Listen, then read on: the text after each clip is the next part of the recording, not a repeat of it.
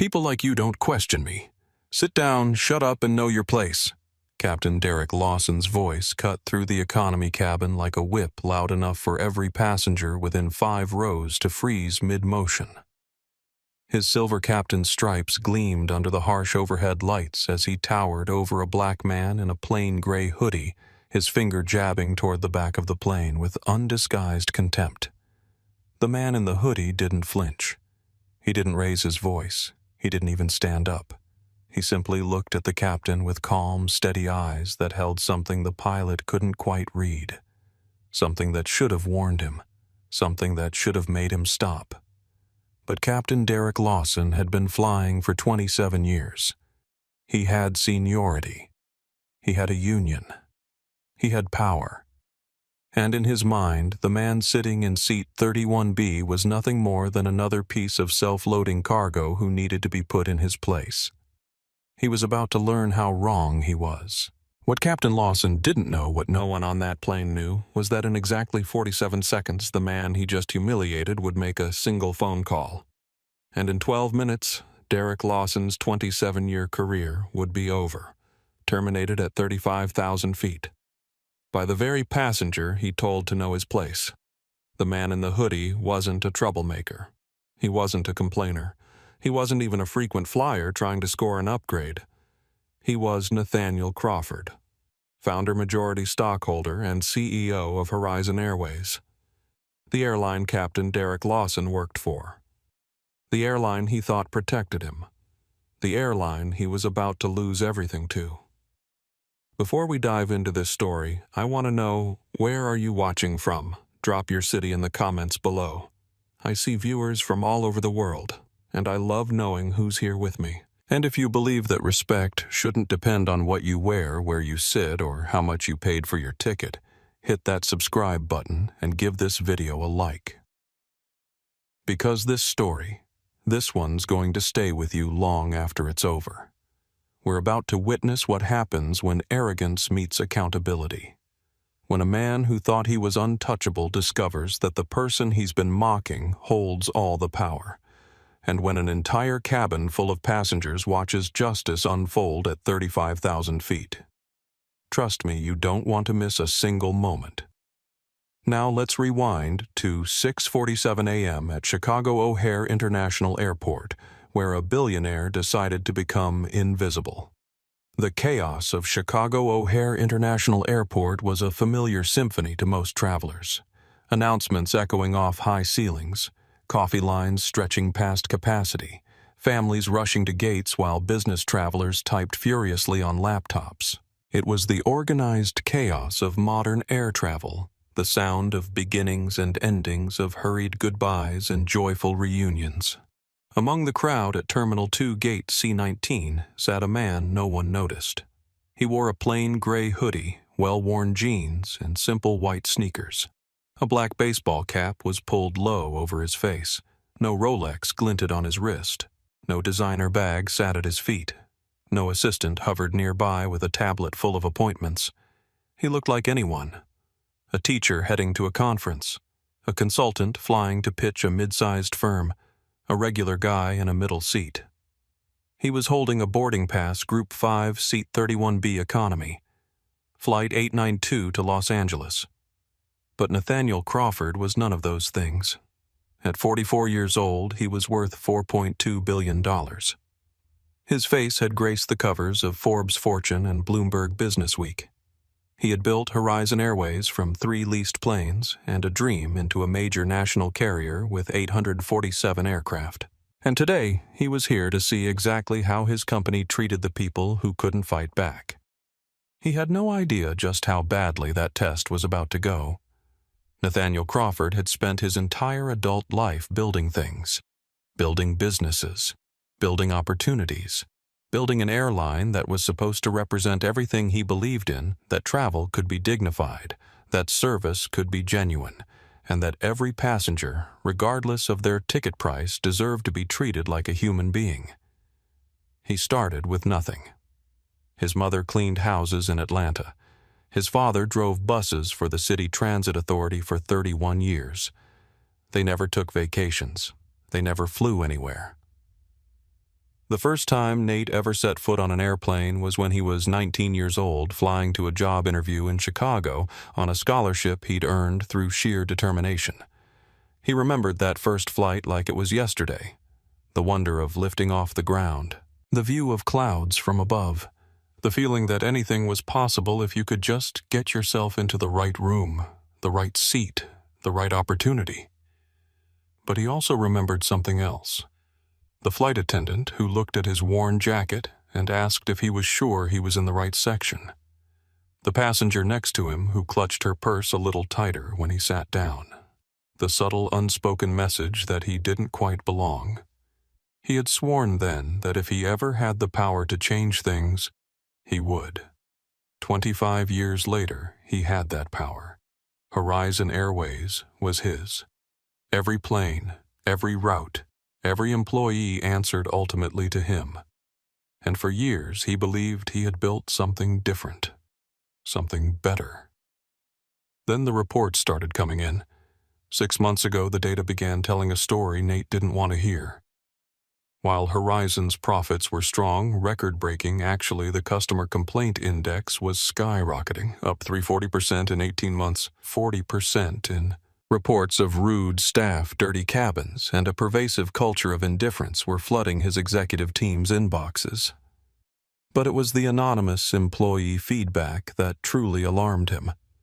Words like toxic and hostile appeared again and again.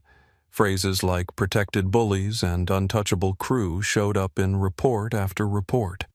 And one location kept surfacing more than any other: the Chicago crew base. His board of directors urged him to hire consultants, bring in outside experts, conduct surveys and focus groups, and all the corporate theater that made executives feel like they were doing something without actually changing anything. His COO, Catherine Shaw, had a more direct approach. She wanted to fly to Chicago herself and start firing people. Clean house, she called it. Send a message. But Nate knew something they didn't. He knew that a wolf in wolf's clothing is spotted a mile away.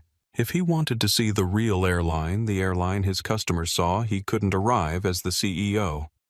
He couldn't walk through the terminal with an entourage and a corner office aura that made everyone snap to attention. He had to become a customer. A customer with no power, no status, no leverage. A customer in economy. The idea had come to him late one night, reading through a particularly painful complaint from a woman who had been mocked by a flight attendant for asking about vegetarian meal options. She laughed at me, the woman wrote, in front of everyone, like I was stupid for even asking. Nate had read that line 3 times. Then he'd picked up his phone and called Catherine. "I'm going undercover," he told her. "Flight 892 Chicago to L.A. Book me an economy middle seat under the name Nathan Cole. I want to see what our passengers see." Catherine had tried to talk him out of it. Too risky, too unpredictable. What if something happened? What if someone recognized him? "That's exactly the point," Nate replied. "I want to know what happens when no one knows who I am. I want to feel what they feel." And so here he was, sitting at gate C-19 in a gray hoodie and jeans, a small digital recorder in his pocket, his phone's notes app ready for observations. No company phone, no identification that could trace back to his real identity, just a man waiting for a flight. Catherine knew his location. She'd insisted on that much for safety. But no one else did. To the world, Nathaniel Crawford was in meetings all day, unreachable, busy. To the passengers around him, he was just another traveler, another face in the crowd, another piece of self-loading cargo, as he'd once heard a disgruntled pilot call the people who kept his airline running. Nate watched the gate area with careful eyes. He noticed everything: the stained carpet that should have been replaced months ago, the flickering digital displays that gave the space a neglected, tired feeling, the Horizon Airways branding that looked faded and peeling at the edges. These were his planes, his gates, his responsibility. And they looked like no one cared. He thought about his father. William Crawford had driven that city bus for 31 years, and every single day he showed up in a pressed uniform with a smile for every passenger who boarded. "Every person on this bus is trusting me with their day," he used to say. "The least I can do is treat them like they matter." His father never made much money. He never got promotions or recognition. But he had something that no amount of success could buy: integrity. Nate wondered, sitting in that neglected gate area, how much of his father's integrity had survived in the company he'd built. How much of it had been diluted by growth, by scale, by the inevitable distance between a CEO and the people who actually served his customers. He was about to find out. A family walked past him, a young mother struggling with a toddler and an infant, her diaper bag threatening to spill its contents across the terminal floor. She looked exhausted, overwhelmed. The kind of tired that comes from being solely responsible for tiny humans who don't understand schedules or airports or anything except their own immediate needs. No one from the gate helped her. No one even looked up. Nate watched her struggle to find a seat to arrange her children to maintain some semblance of control over an uncontrollable situation. He made a mental note: gate staff engagement non-existent. Then he saw someone else. A young woman with dark hair and kind eyes breaking away from her own journey to help the struggling mother. She picked up a dropped pacifier. She offered a granola bar to the fussy toddler. She smiled and said something that made the mother's shoulders relax for the first time since she'd arrived. The young woman wore casual clothes and carried a professional-looking camera bag. A travel influencer, maybe, or a blogger. Someone who documented experiences for a living. Nate watched her help, and he felt a small spark of something he hadn't felt in months. Hope. Maybe his airline wasn't completely broken. Maybe there were still good people out there doing the right thing without being asked. He was about to find out just how rare those people had become. The two gate agents at the Horizon Airways counter were putting on a masterclass in disinterest. Paul Henderson, according to his name tag, was a man in his late 30s with the kind of permanent frown that suggested he had chosen the wrong career about 15 years ago and had been taking it out on passengers ever since. He stood behind the counter, scrolling through his phone, barely glancing up when passengers approached. His colleague, Linda Torres, was younger, early 30s maybe, but she had clearly absorbed Paul's approach to customer service like a sponge absorbing apathy. She typed occasionally on her keyboard, but her eyes kept drifting to the clock as if counting down the minutes until she could be anywhere else. Nate watched them from his seat near the window, his baseball cap pulled low. He had positioned himself with a clear view of the gate desk, close enough to hear interactions but far enough to avoid drawing attention. The first test came quickly. An elderly couple approached the desk, moving slowly and carefully. The man, white-haired and stooped, supported his wife as she walked with a metal walker, each step a small victory against age and gravity. They looked nervous, the way people look when air travel has become more challenge than adventure. "Excuse me?" the woman said, her voice wavering slightly. "We requested wheelchair assistance when we booked. Is there someone who can help us?" Paul didn't look up from his phone. "If it's not in the system, it's not my problem. Call the number on your confirmation." The woman blinked, confused. "But we did call. 3 times. They said it would be arranged." Paul sighed with theatrical exhaustion. "I don't control what some call center told you. If it's not showing up on my screen, it doesn't exist. You'll have to figure it out. But my wife can barely walk. The gate is so far and—" "Sir," Paul held up a hand. "I have a flight to board. If you want to file a complaint, there's a customer service desk in Terminal 1. Next." The elderly couple stood there for a moment, stunned and hurt, before slowly shuffling away. The woman was crying. Her husband held her arm a little tighter, his jaw set with the quiet dignity of a man who had learned long ago that some battles weren't worth fighting. Nate's pen moved across his phone's notes app. "Gate agents, C-19 hostile dismissive, 0 solution orientation. Elderly couple denied wheelchair assistance, sent away crying. Names Paul Henderson, Linda Torres." He watched the couple struggle to find seats in the crowded gate area. The wife lowered herself carefully, painfully, into a hard plastic chair. The husband stood beside her, one hand on her shoulder, looking lost. Then the young woman Nate had noticed earlier, the one with the camera bag, appeared beside them. "Excuse me," she said, her voice warm and genuine. "I couldn't help but notice you were having trouble at the desk. Is there anything I can do to help?" The elderly man looked at her with surprise that softened into gratitude. "That's very kind of you, miss. We just need to get to the gate when it's time. My wife can't walk very far. I'm Sophia," the young woman said, already pulling out her phone. "Let me see if I can find someone who can actually help. And in the meantime, can I get you anything? Water? A snack?" Nate watched Sophia Ramirez, because that's who she was, though he didn't know her name yet, work her phone and her charm to track down an airport supervisor who promised to send a wheelchair.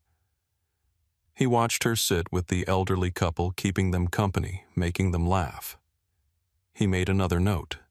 Young woman traveler, possible influencer, proactive, empathetic. Exactly what we need.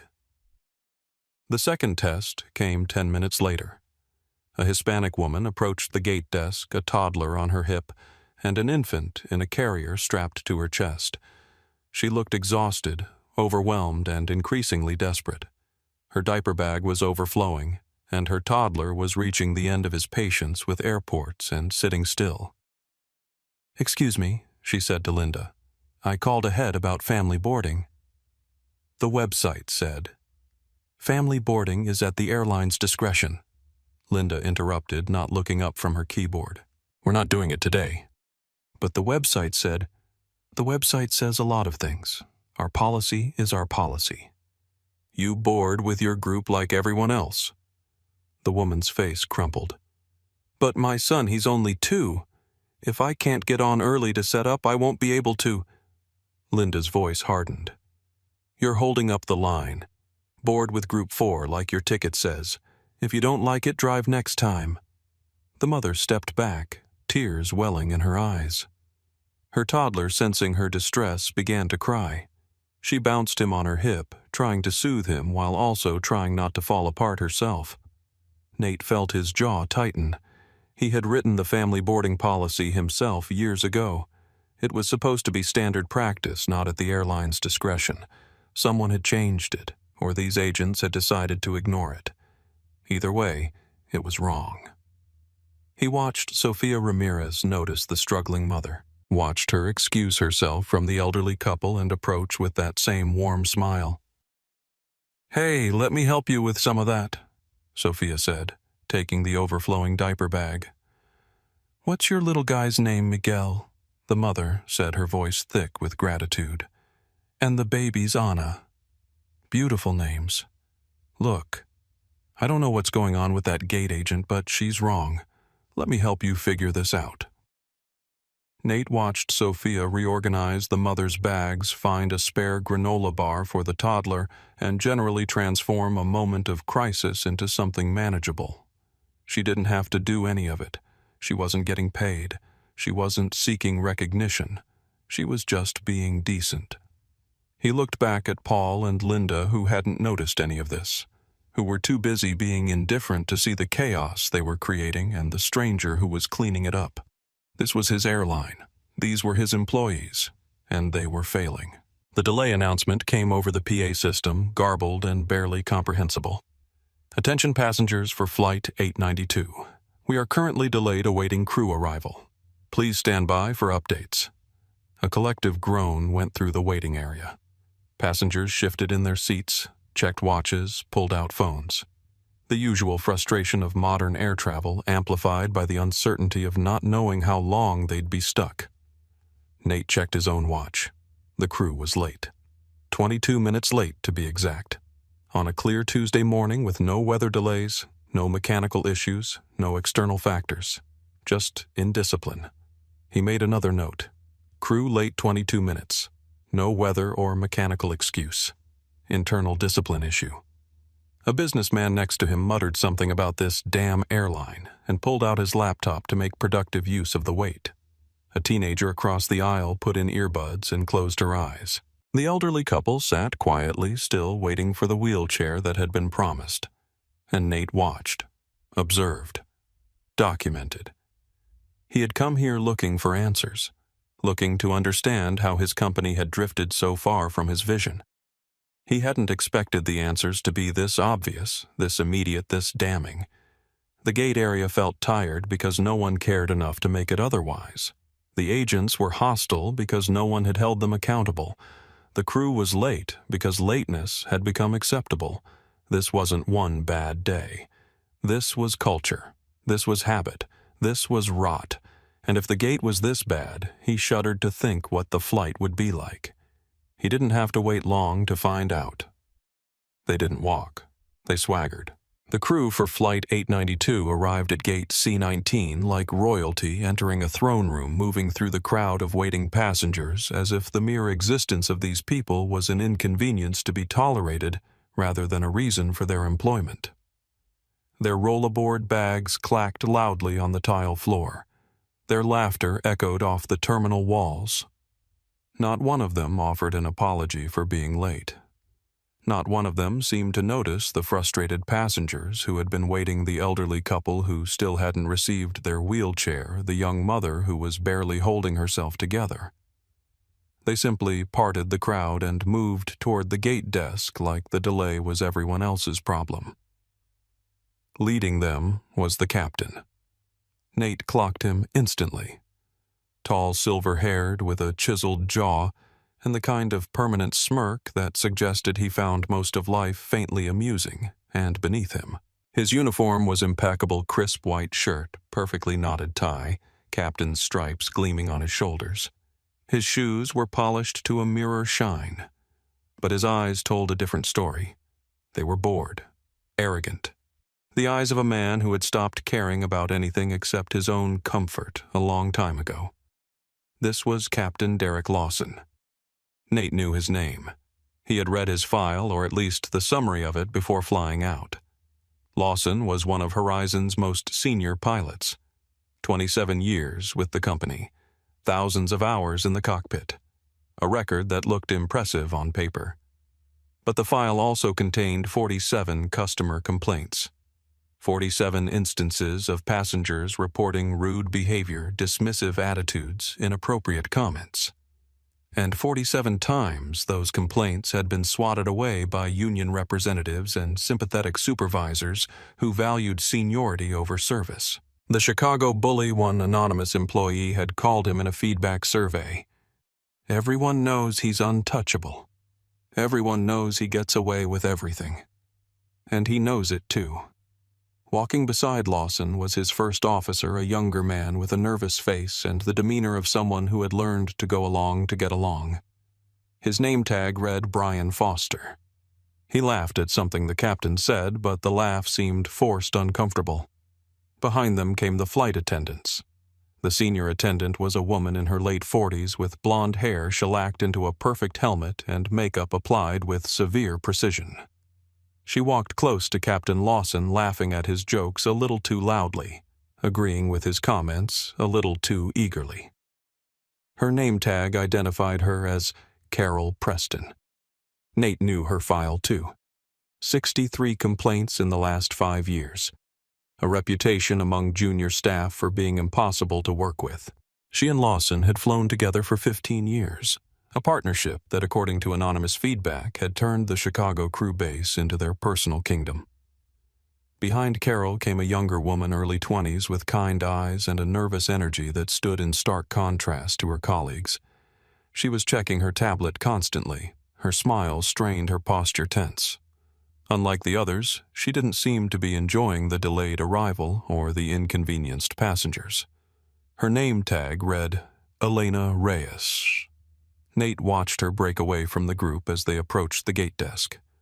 While Captain Lawson and Carol Preston disappeared through the jet bridge without acknowledging anyone, Elena paused. She had spotted the young mother, the one with Miguel and baby Anna. "Hi there." Elena, said, kneeling down to the mother's level with a genuine smile. "I'm Elena. I'm on your flight today.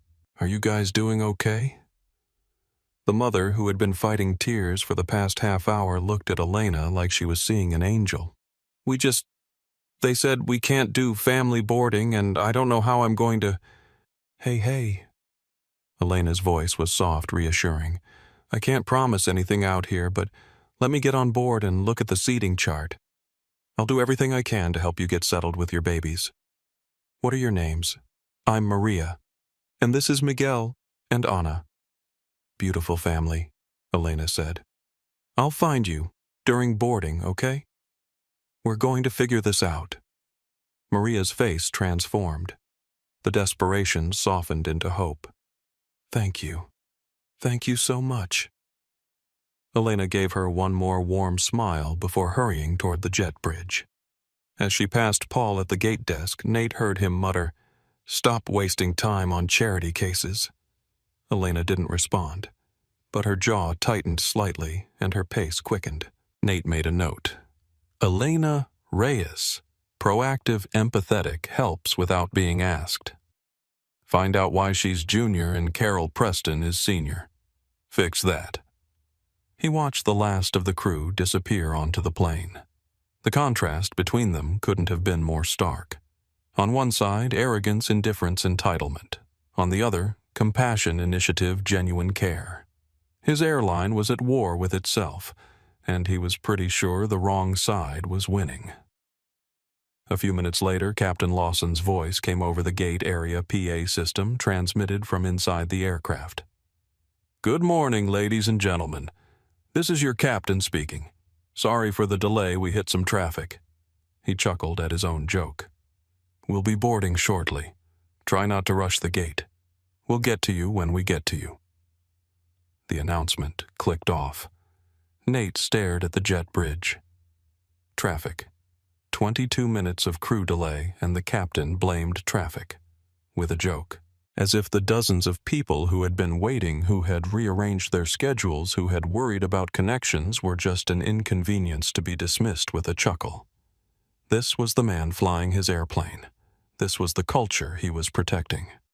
Sofia Ramirez, who had returned to her seat near Nate, shook her head. "Wow," she said quietly to herself, already typing something into her phone. "This airline is something else."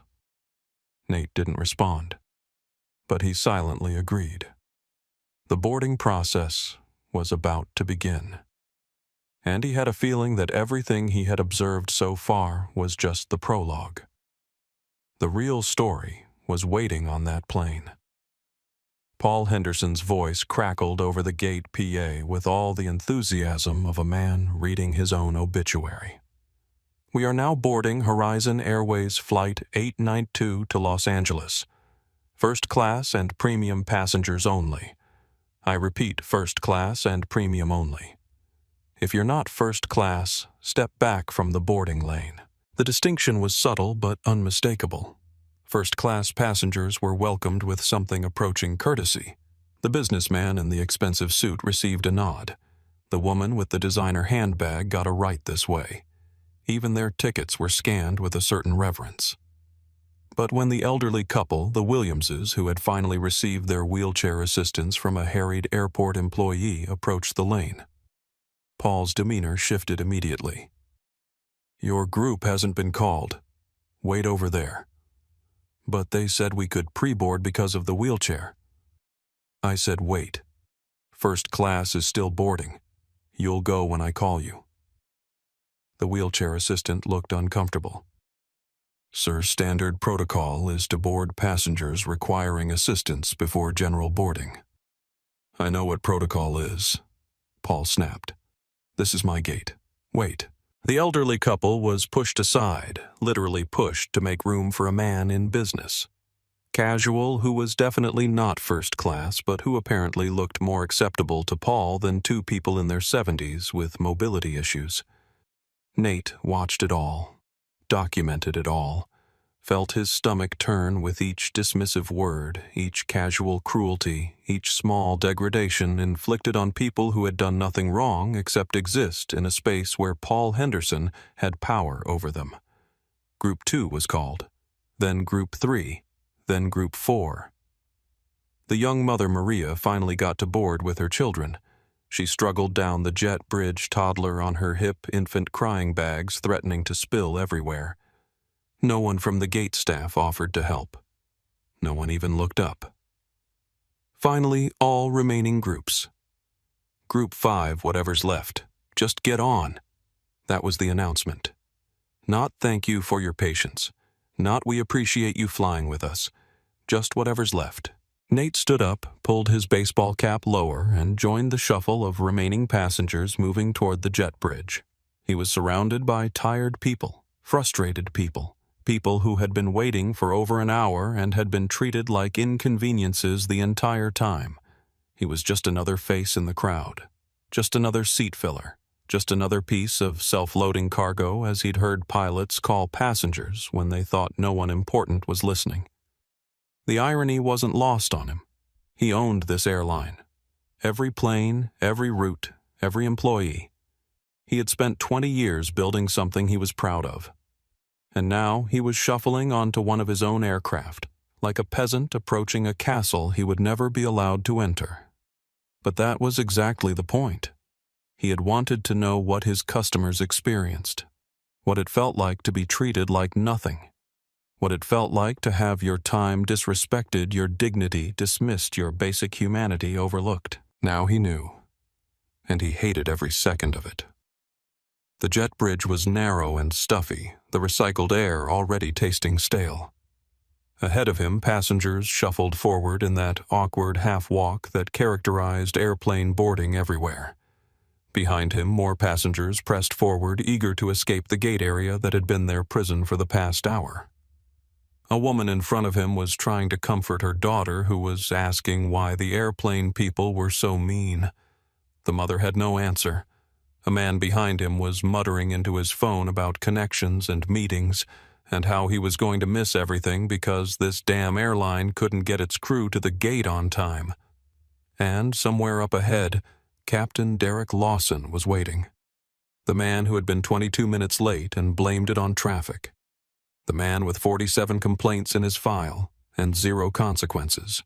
The man who ran the Chicago crew base like his personal kingdom and treated passengers like subjects who should be grateful for the privilege of his attention. Nate was about to meet him face to face. He stepped onto the plane. The air inside the Airbus A321 was stale and heavy, the kind of recycled atmosphere that made you wonder when anyone had last actually cared about the passenger experience. Nate stepped through the forward door and was greeted not with a smile, but with a wall of indifference. Carol Preston stood at the galley entrance, her back half-turned to the boarding passengers.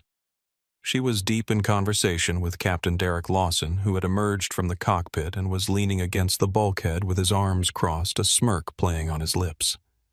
They were gossiping, loudly enough for the first several rows of first class to hear, loudly enough that they clearly didn't care who was listening. "So I told this guy," Carol was saying, her voice carrying that nasal quality of someone who loved the sound of her own complaints. "If you don't like the temperature, fly private." You should have seen his face. Captain Lawson laughed a booming, confident sound. "That's nothing. This tech bro last week tried to tell me about wind patterns over the Rockies. I asked him if his weather app was FAA certified. Shut him right up." More laughter. More bonding over their shared contempt for the people who paid their salaries. Nate walked past them, his head down, his baseball cap pulled low. As he passed, Captain Lawson's eyes swept over him, over the gray hoodie, the worn jeans, the simple sneakers, with a look of undisguised contempt. Their eyes met for a fraction of a second, and in that moment, Nate saw exactly who Derek Lawson was. A man who judged people instantly by their appearance. A man who decided in a single glance who mattered and who didn't. A man who had looked at Nate and seen nothing worth his attention. Nate kept walking. He made his way down the narrow aisle past first class with its wider seats and complimentary champagne, past business class with its extra legroom and power outlets into the cramped reality of economy. The seats got narrower. The overhead bins got more crowded. The air got thicker. He found his row 31. Middle seat. B. A large man was already in the window seat, his bulk spilling over the armrest.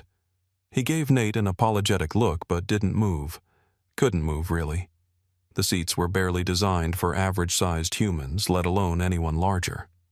In the aisle seat was a young man, maybe 22 or 23, who was gripping the armrest like his life depended on it. His face was pale, his breathing shallow, his eyes darting around the cabin with barely contained panic. First-time flyer Nate recognized immediately. Probably terrified. He squeezed past the young man's knees and settled into his seat. The middle seat. The worst seat. The seat no one wanted and everyone pretended didn't exist. First flight, he asked the young man quietly.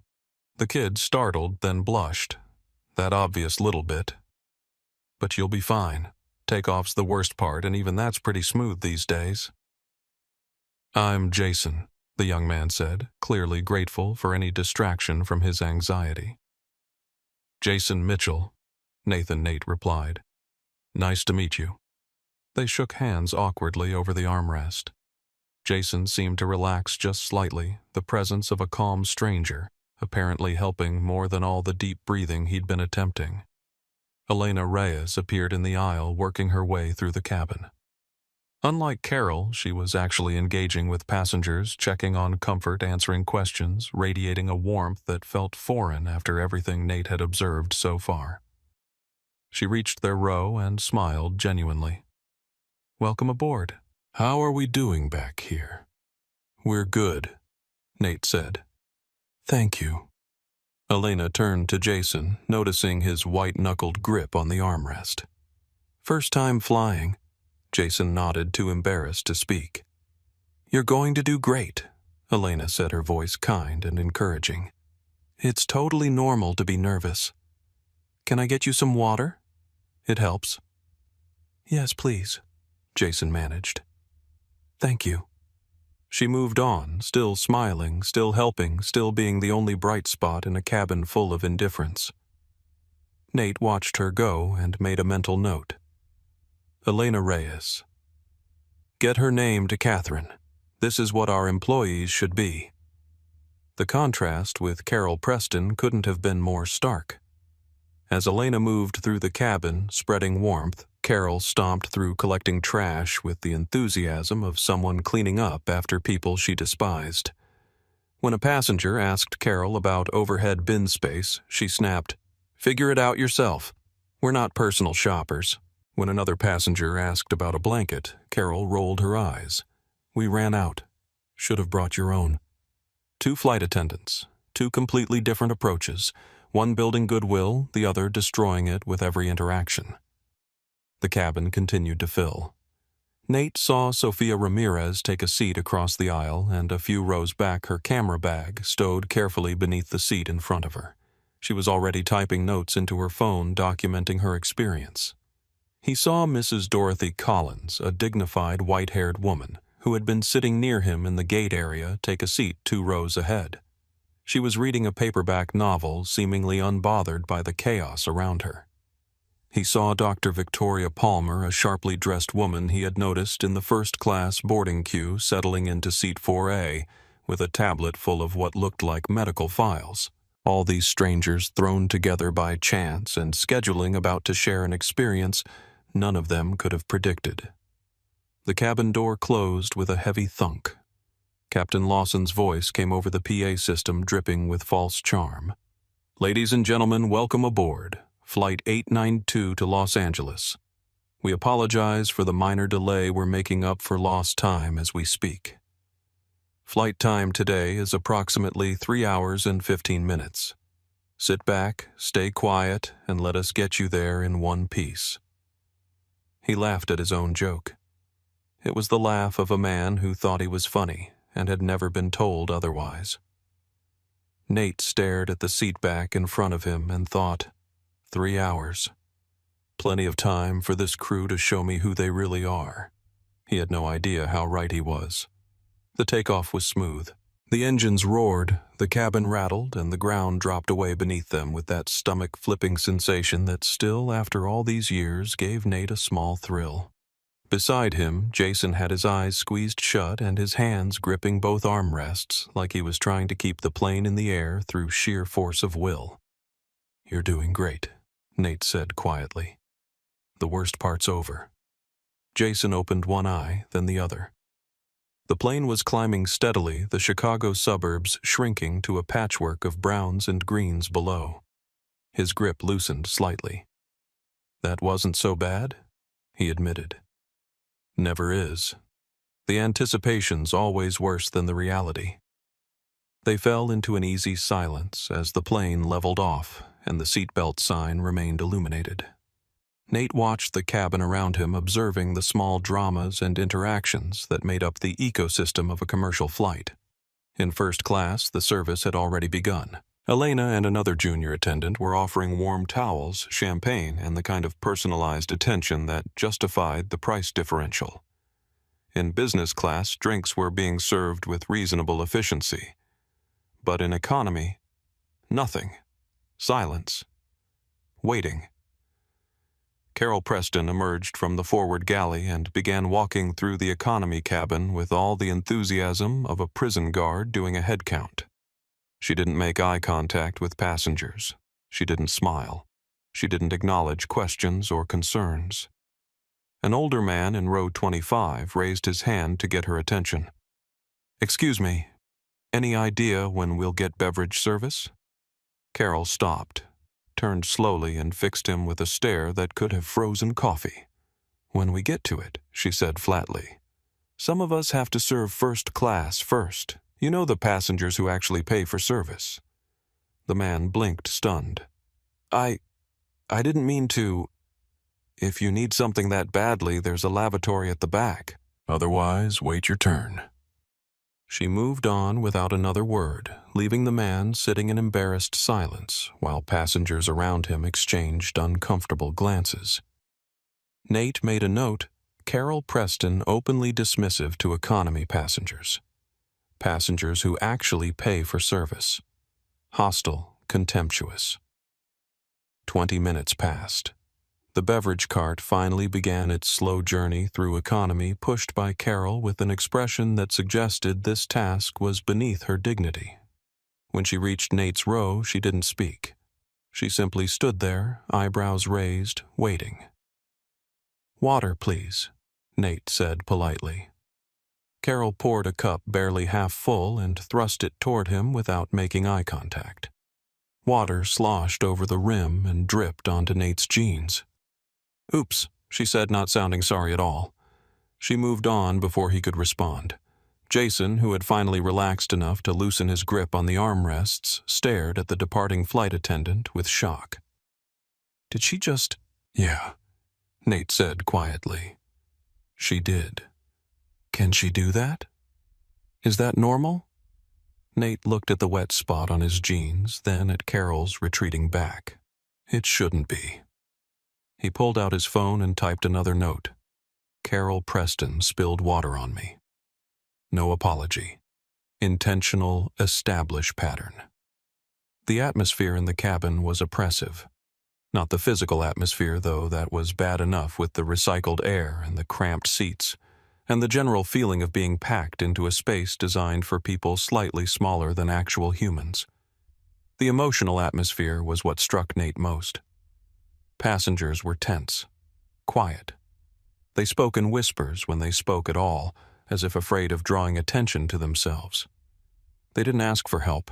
They didn't press call buttons. They just endured.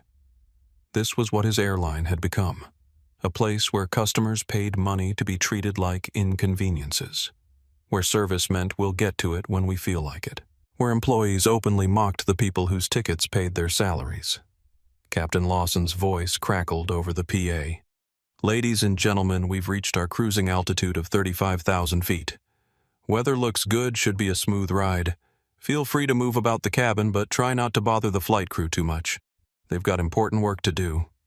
He laughed again, that same self-satisfied chuckle that suggested he was the funniest person he knew.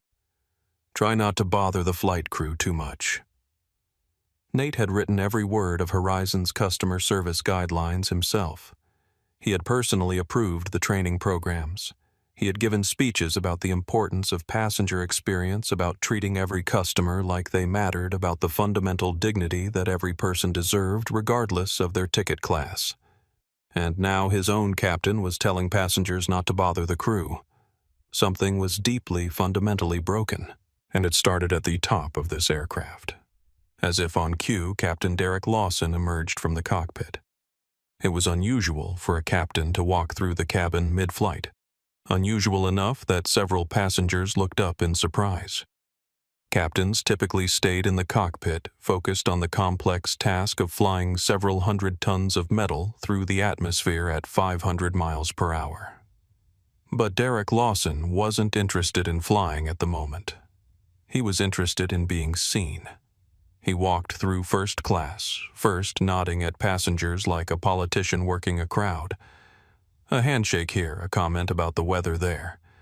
He stopped to chat with Dr. Victoria Palmer, complimenting her taste in wine, completely unaware that she was already mentally cataloging his behavior for future reference.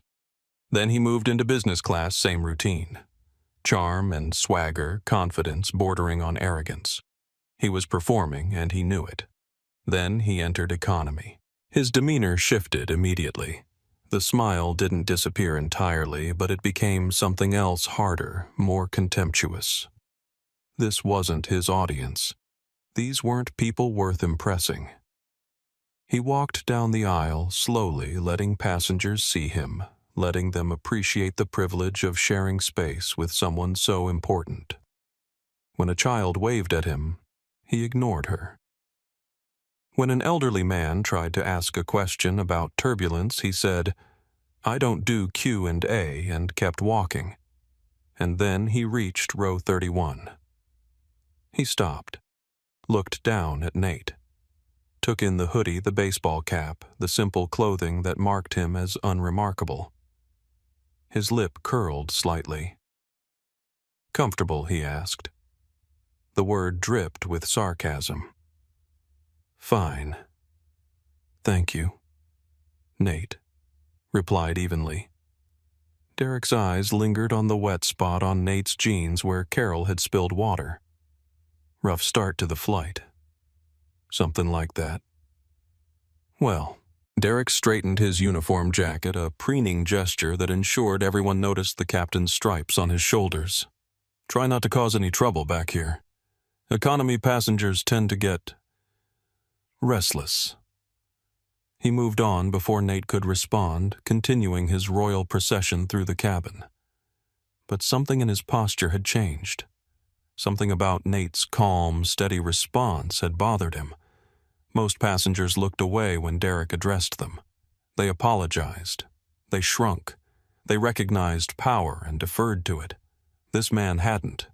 This man in the hoodie had met Derek's eyes and held them, had responded without groveling, had refused to be diminished. Derek didn't like it. He filed it away in his mind and continued his walk, unaware that the man he'd just dismissed was already planning his professional funeral. The drink service was over, but Carol Preston's campaign of contempt was just beginning. 40 minutes into the flight, she reappeared in the economy cabin with a trash bag, making her way down the aisle with the enthusiasm of someone being punished for crimes in a past life. She snatched cups from passengers without asking if they were finished. She dropped napkins and didn't pick them up. She sighed audibly at every piece of trash she collected, as if each item was a personal affront. When she reached Nate's row, she stopped. She stood there for a long moment looking at him with an expression Nate couldn't quite read. Appraisal, contempt. Something else entirely. Then she did something unexpected. She pulled a small aerosol can from her apron air freshener, the same generic brand used in airline lavatories, and sprayed it directly over Nate's row. The chemical scent was overwhelming artificial flowers mixed with something astringent that burned the back of the throat. "This section could use some freshening up," she said loudly. Loudly enough for passengers in surrounding rows to hear.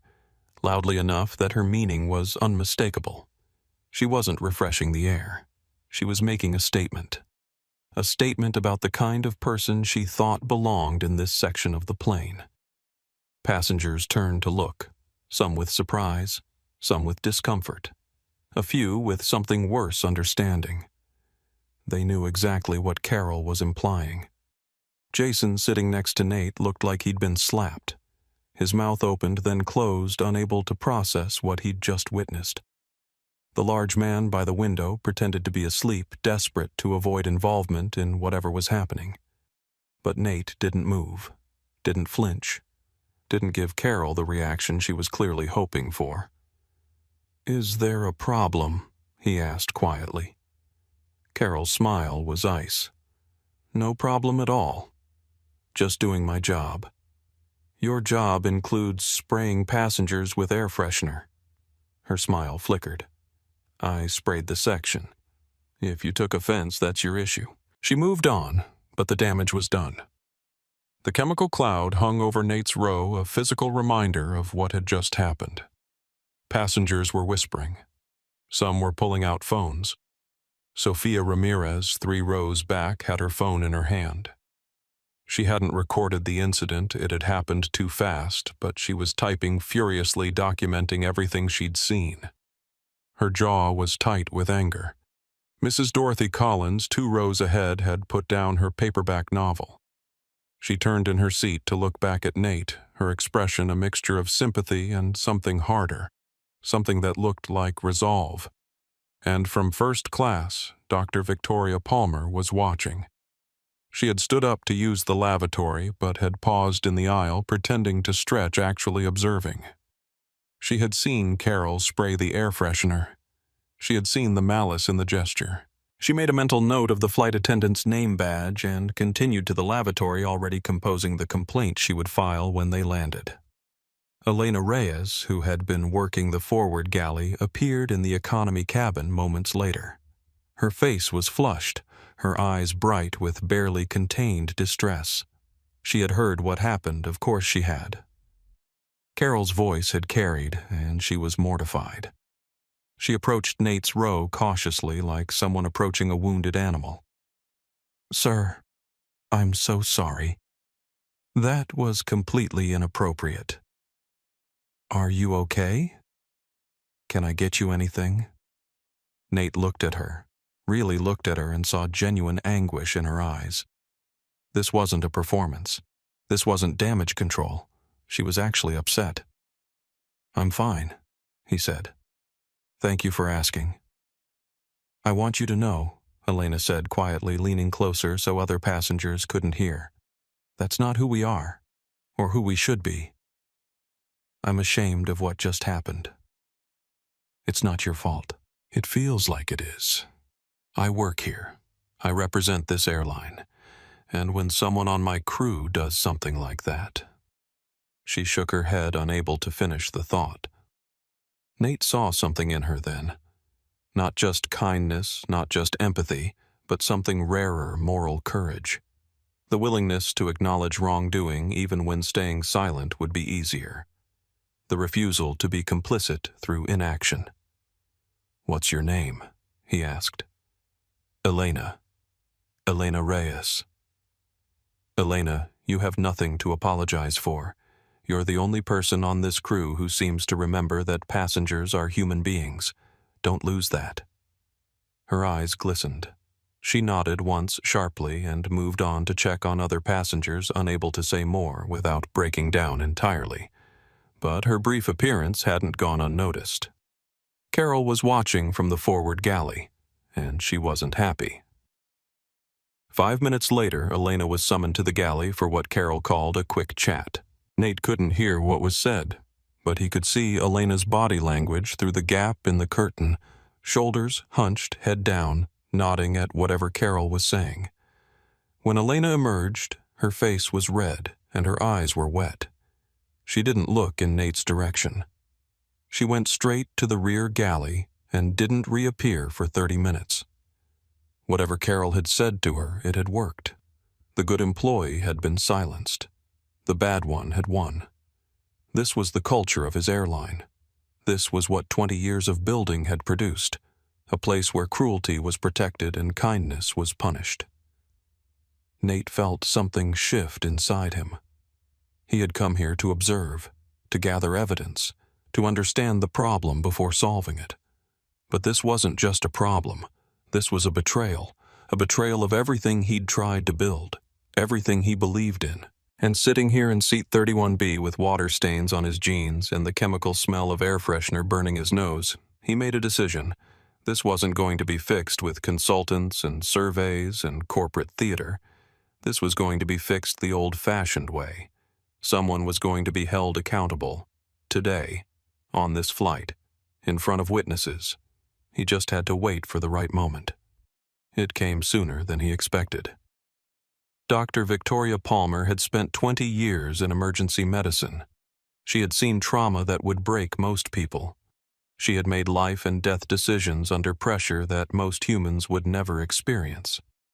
She had developed an unshakable calm that served her well in operating rooms and catastrophe sites. But watching Carol Preston spray air freshener at a passenger, a clear act of targeted humiliation, had cracked something in that calm. She returned to her first-class seat and pulled out her phone typing notes with surgical precision. Time approximately 10 to 45 a.m. Location row 31, economy cabin. Senior flight attendant named Carol Preston deliberately sprayed air freshener in immediate proximity to African-American male passenger. Action appeared targeted. Passenger maintained composure. No apology offered. Dr. Palmer knew discrimination when she saw it. She had experienced enough of it herself over the years.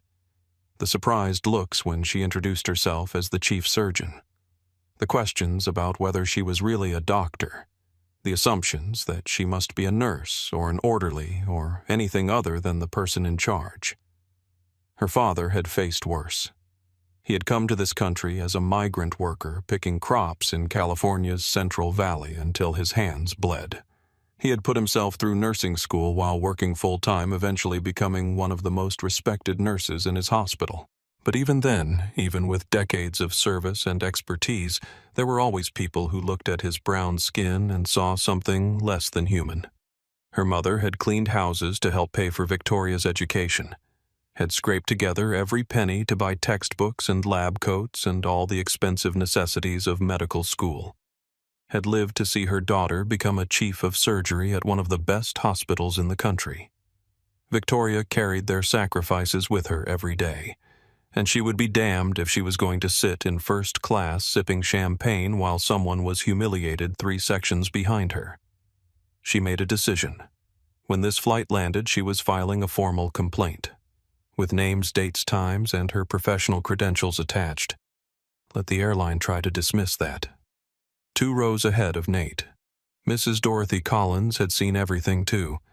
At 76 years old, Dorothy had lived through more history than most people read about in textbooks.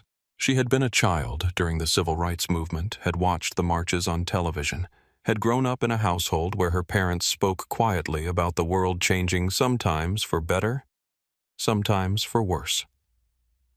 She had spent 52 years as an elementary school teacher in Chicago's South Side, teaching third graders who came from every imaginable background.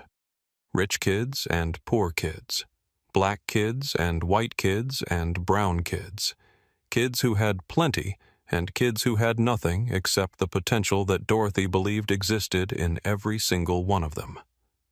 She had retired 5 years ago, but she never stopped seeing the world through a teacher's eyes. She never stopped noticing when someone was being bullied. She never stopped feeling that fierce, protective instinct that had made her the kind of teacher kids remembered for the rest of their lives.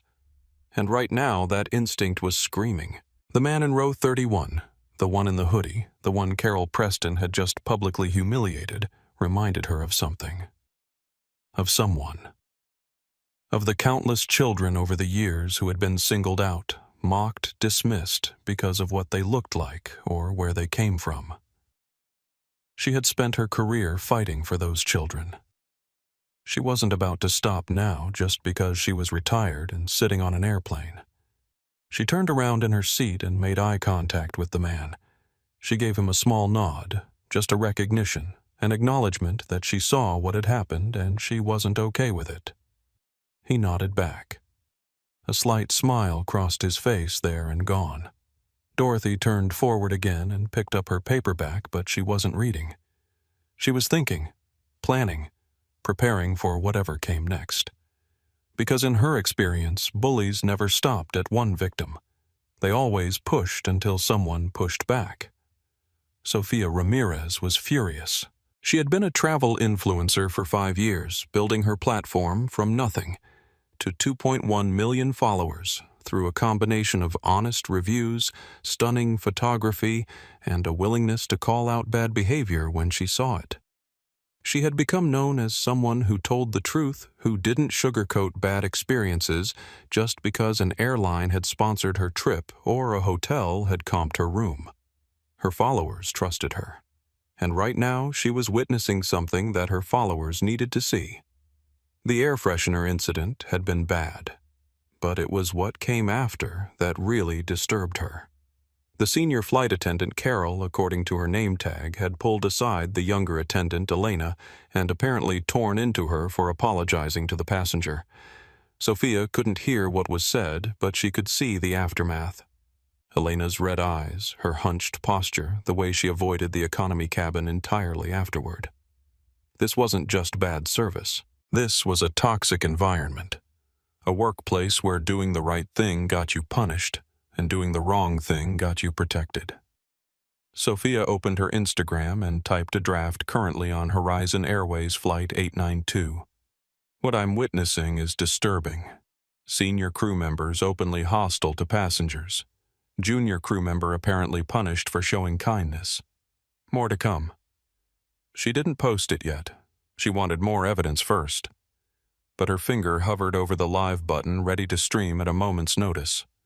Jason Mitchell, sitting next to Nate, was having an experience he hadn't anticipated when he booked this flight. He was 22 years old, a first-generation college graduate flying to Los Angeles for the most important job interview of his life. A tech startup had found his resume, liked his portfolio, and invited him to their offices for an in-person interview. It was the opportunity he'd been working toward for 4 years of community college and 2 years of state university studying web development while working part-time at a warehouse to pay his bills. He had saved for 6 months to afford this ticket, had carefully planned his outfit, khakis from Target, a button-down shirt from Ross Shoes, polished until they shone.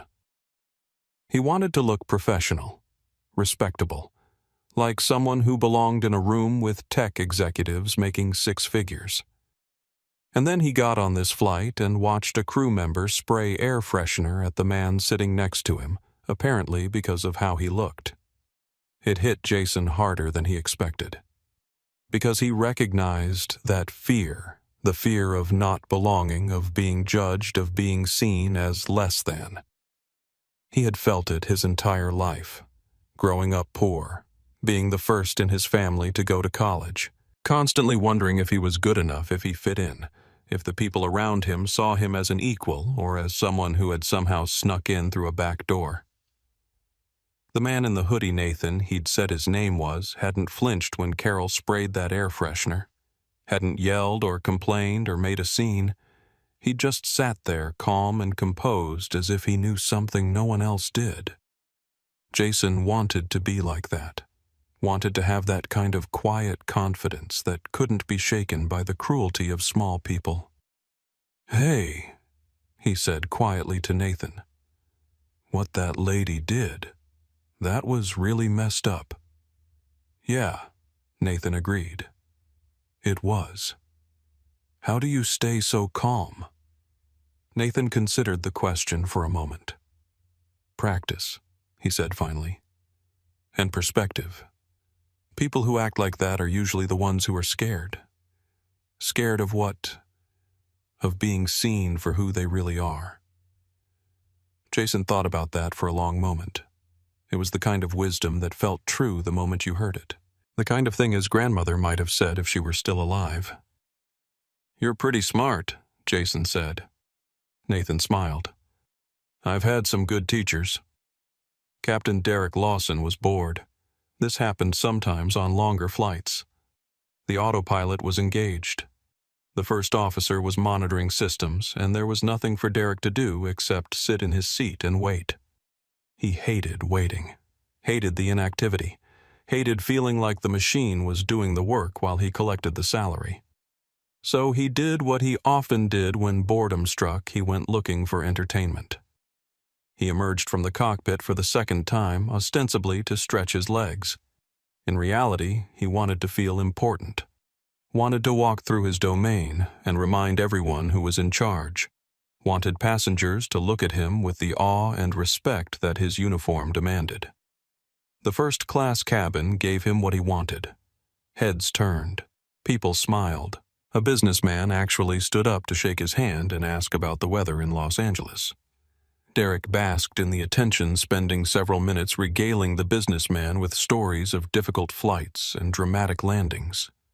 Business class was similarly gratifying. Professional nods, appreciative glances, the general sense that he was someone worth acknowledging. And then there was economy. Derek walked into the rear cabin with his usual swagger, but something was different this time. The passengers weren't looking at him with awe. Some weren't looking at him at all. Others were looking with something that resembled... Was that hostility? He noticed phones out, noticed whispered conversations, noticed an atmosphere that felt charged electric like the moments before a storm. Something had happened while he was in the cockpit, something that had shifted the mood. He walked down the aisle, searching for the source of the tension, and found it in row 31. The man in the hoodie was sitting exactly where Derek had left him, but something was different. He was typing on his phone, his expression focused and intent. Not aggressive, not upset, just concentrated, like he was working on something important.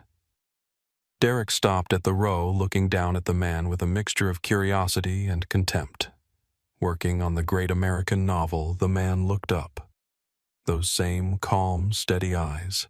That same refusal to be intimidated. Something like that. What's it about customer experience, actually? Derek's smirk flickered. Customer experience. Who was this guy? Some kind of consultant, a blogger, one of those social media people who were always trying to catch service workers doing something wrong. Customer experience, Derek repeated, letting the words drip with condescension. In economy. The experience is pretty simple. You paid less, you get less. That's how it works. Is that Horizon Airways' official position?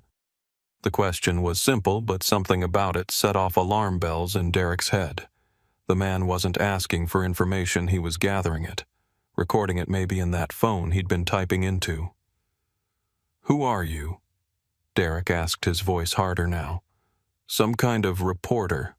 Just a curious passenger. A curious passenger with a lot of notes. Is that a problem?" Derek stepped closer, invading the man's space the way he'd done to countless passengers over the years. Most people backed down, apologized, made themselves smaller. This man didn't move. "Let me give you some free advice," Derek said, his voice low and threatening. "Don't start trouble at 35,000 feet. You won't like how it ends. I'm not starting anything, Captain."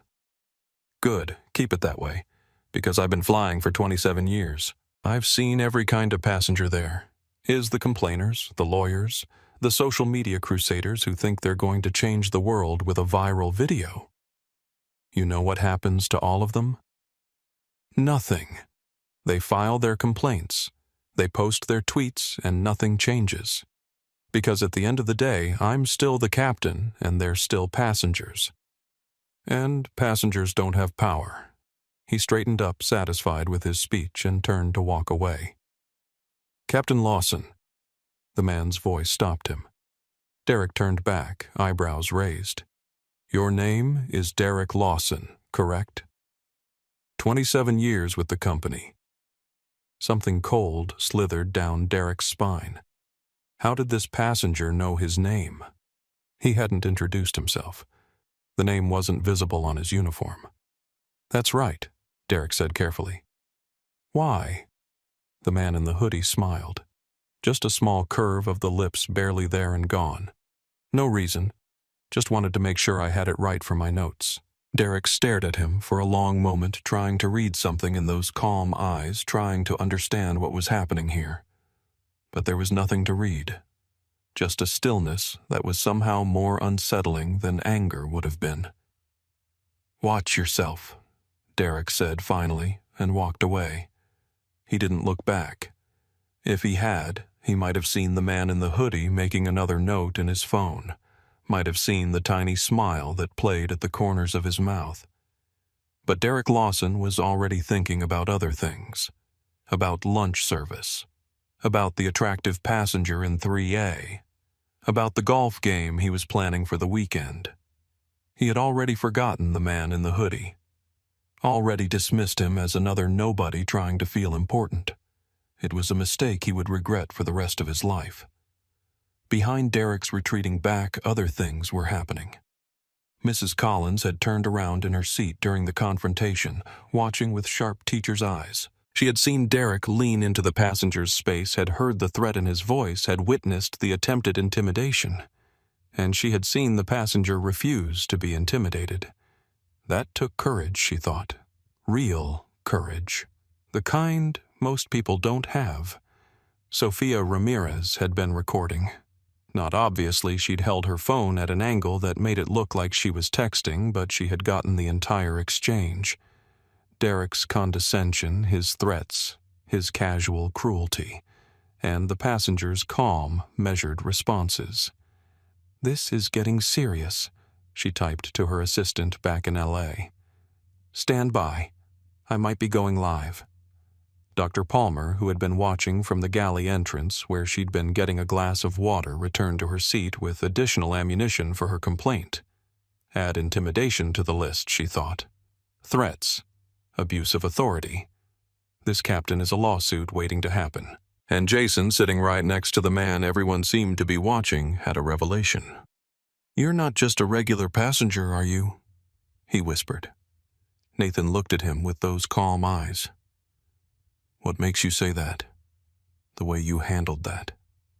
The way you're not scared. The way he seemed almost scared of you at the end."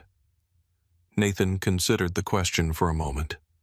Then he said simply, "Today, I'm just a guy in a middle seat. Tomorrow might be different."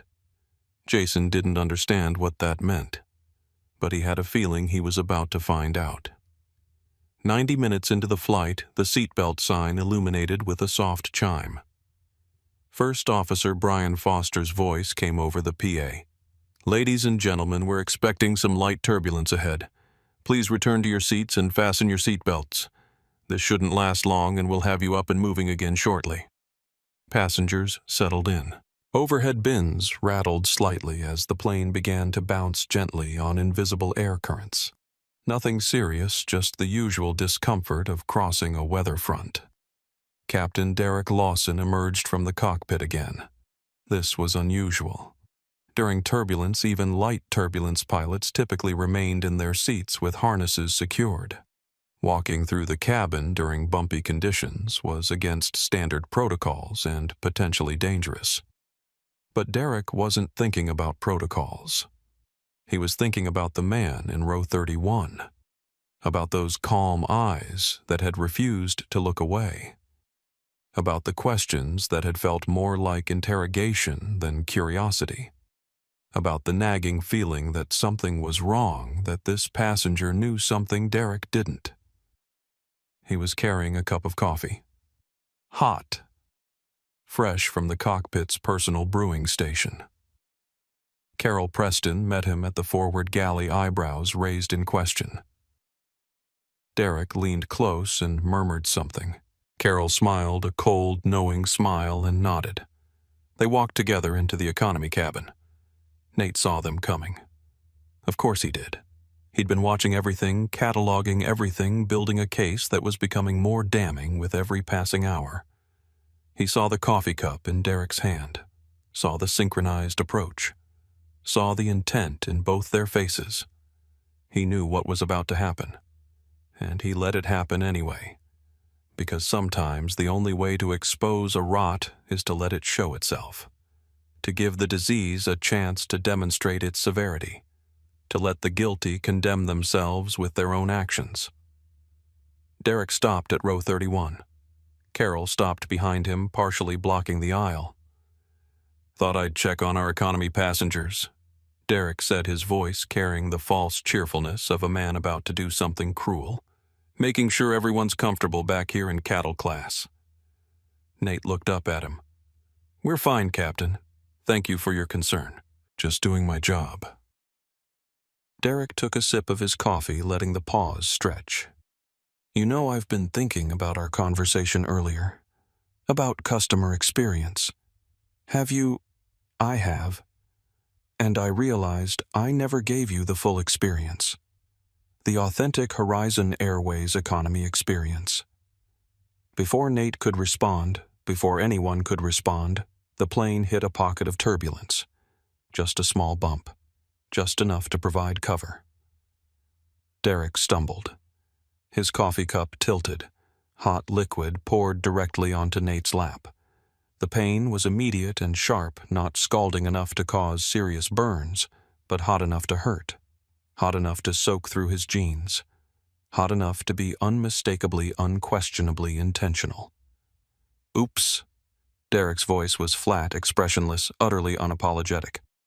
Turbulence. Should have held on tighter. He didn't offer napkins. He didn't check if Nate was injured. He didn't do any of the things a decent human being would do after spilling hot liquid on another person. Instead, he looked down at Nate's stained jeans and smiled. "Maybe dress for the occasion next time. Hoodies aren't exactly first class." He turned and walked away, Carol following behind him, their shoulders shaking with suppressed laughter. The cabin erupted. "Oh my God."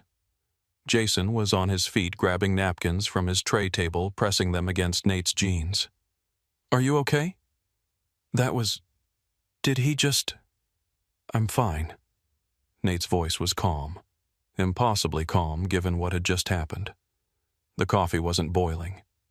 "It's uncomfortable, but I'm not burned." "That wasn't an accident." Jason's voice cracked with outrage. "He did that on purpose. I saw him." He aimed. From 2 rows ahead, Mrs. Dorothy Collins was already standing, moving toward Nate's row with the determination of a woman who had spent half a century dealing with bullies. "Sweetheart, let me see." She took the napkins from Jason's hands, her movements practiced and efficient. "I've handled my share of spills over the years. Third graders aren't known for their coordination." She helped Nate blot the worst of the liquid from his jeans, her face set in lines of righteous anger. "That man," she said quietly, so only Nate could hear, "is going to regret what he just did. I don't know who you are.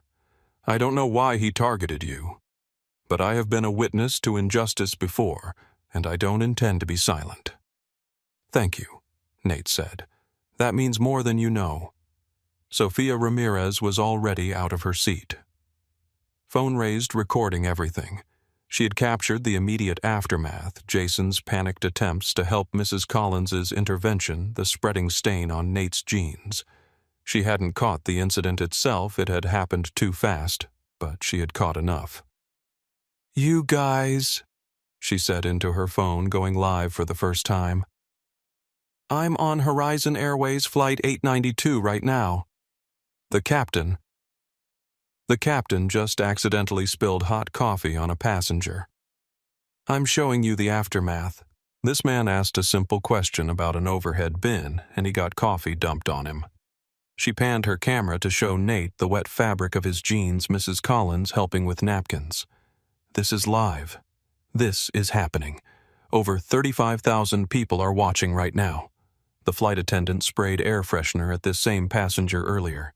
Now the captain poured coffee on him. "This is not an accident. This is targeted harassment." Her viewer count was climbing. 40,000. 50,000. 60,000. Comments were flooding in faster than she could read. But the most significant arrival was Dr. Victoria Palmer. She had moved from first class the moment she heard the commotion pushing past Carol Preston with barely a glance. Now she was kneeling beside Nate's seat, her professional demeanor fully engaged. "Sir, I'm a physician. I need to assess whether you've been burned. May I?" "I'm fine, really. Let me determine that." Her voice was firm but kind. The voice of someone who was used to patients saying they were fine when they weren't. Hot liquid burns can be deceptive. They may not show full severity immediately. She examined the area gently professionally. The jeans absorbed most of the heat. You'll have some mild discomfort, possibly minor redness, but I don't see signs of anything requiring immediate treatment. However, I want to document this. She pulled out her phone and took several photos of Nate's jeans, the stains the area around his seat.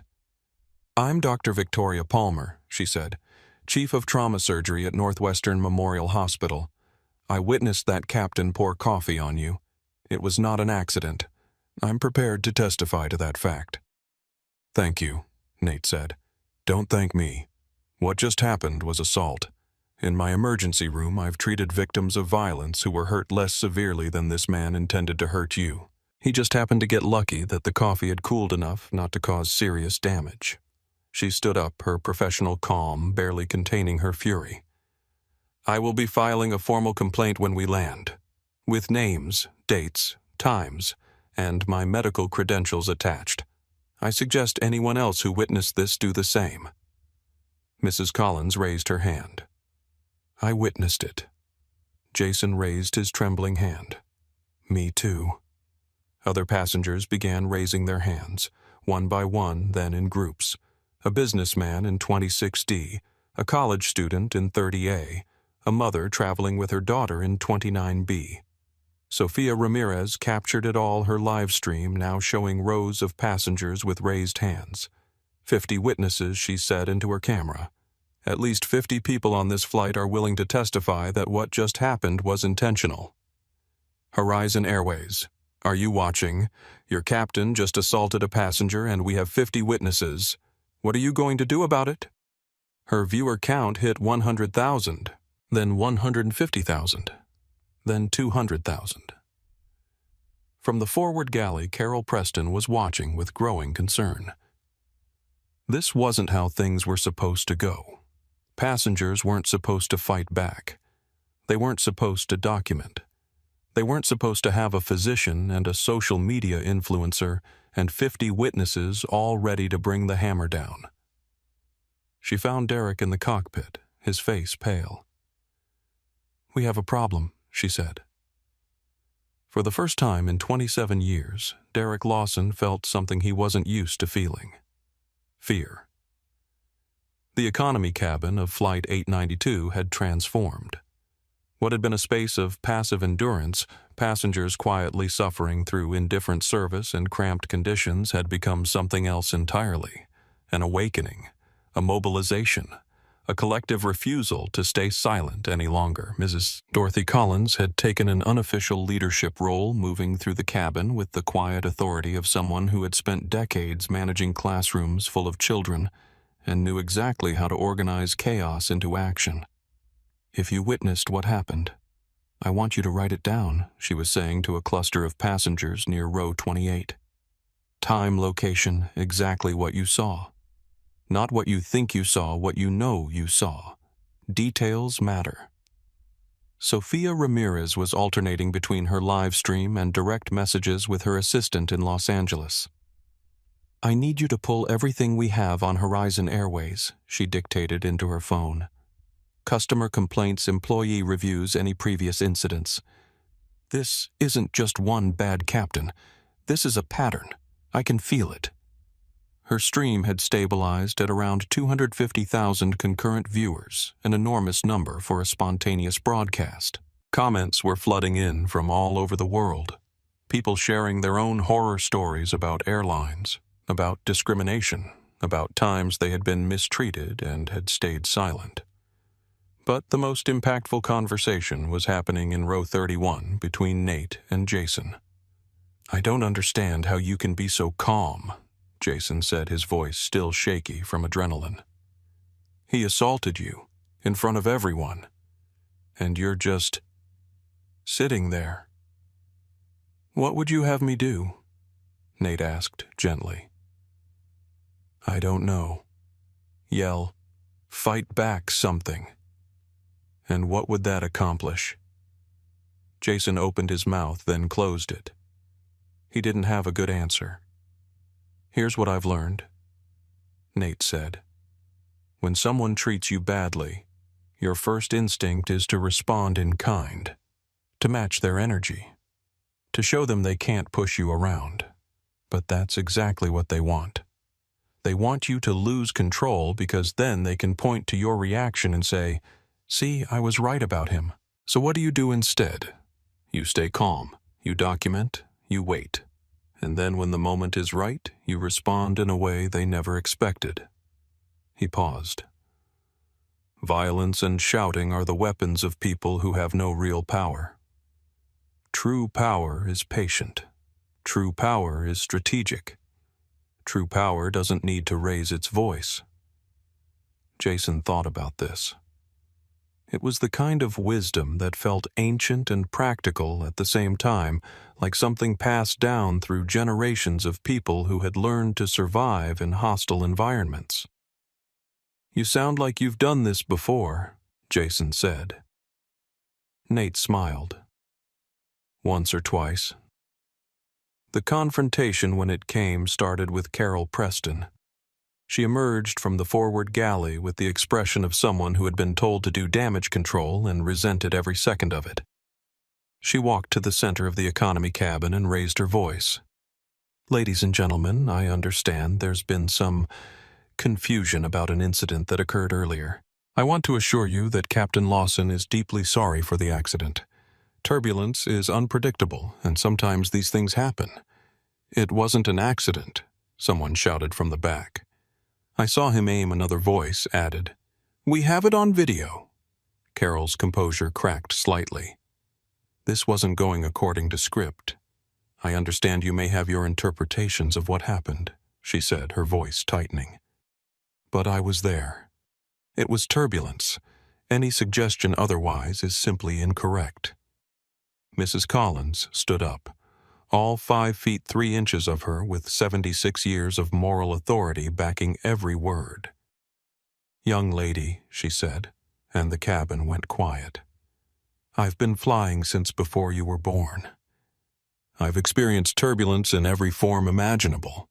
What I witnessed was not turbulence.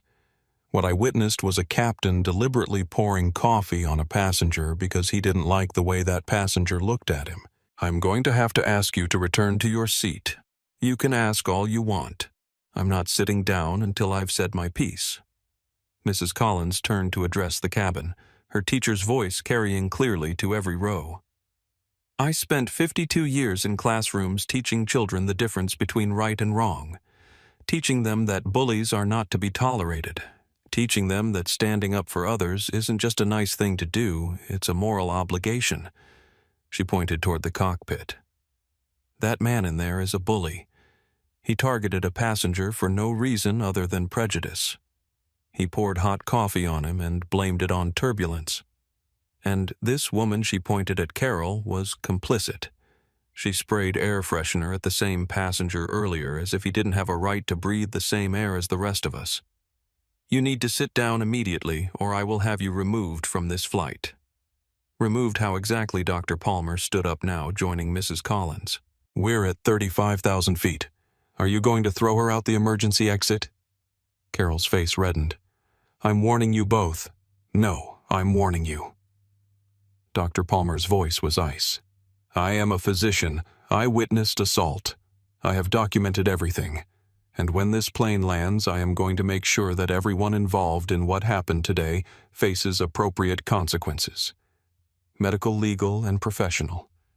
You can't threaten me." "I'm not threatening. I'm informing. There's a difference." Sophia Ramirez's camera caught everything.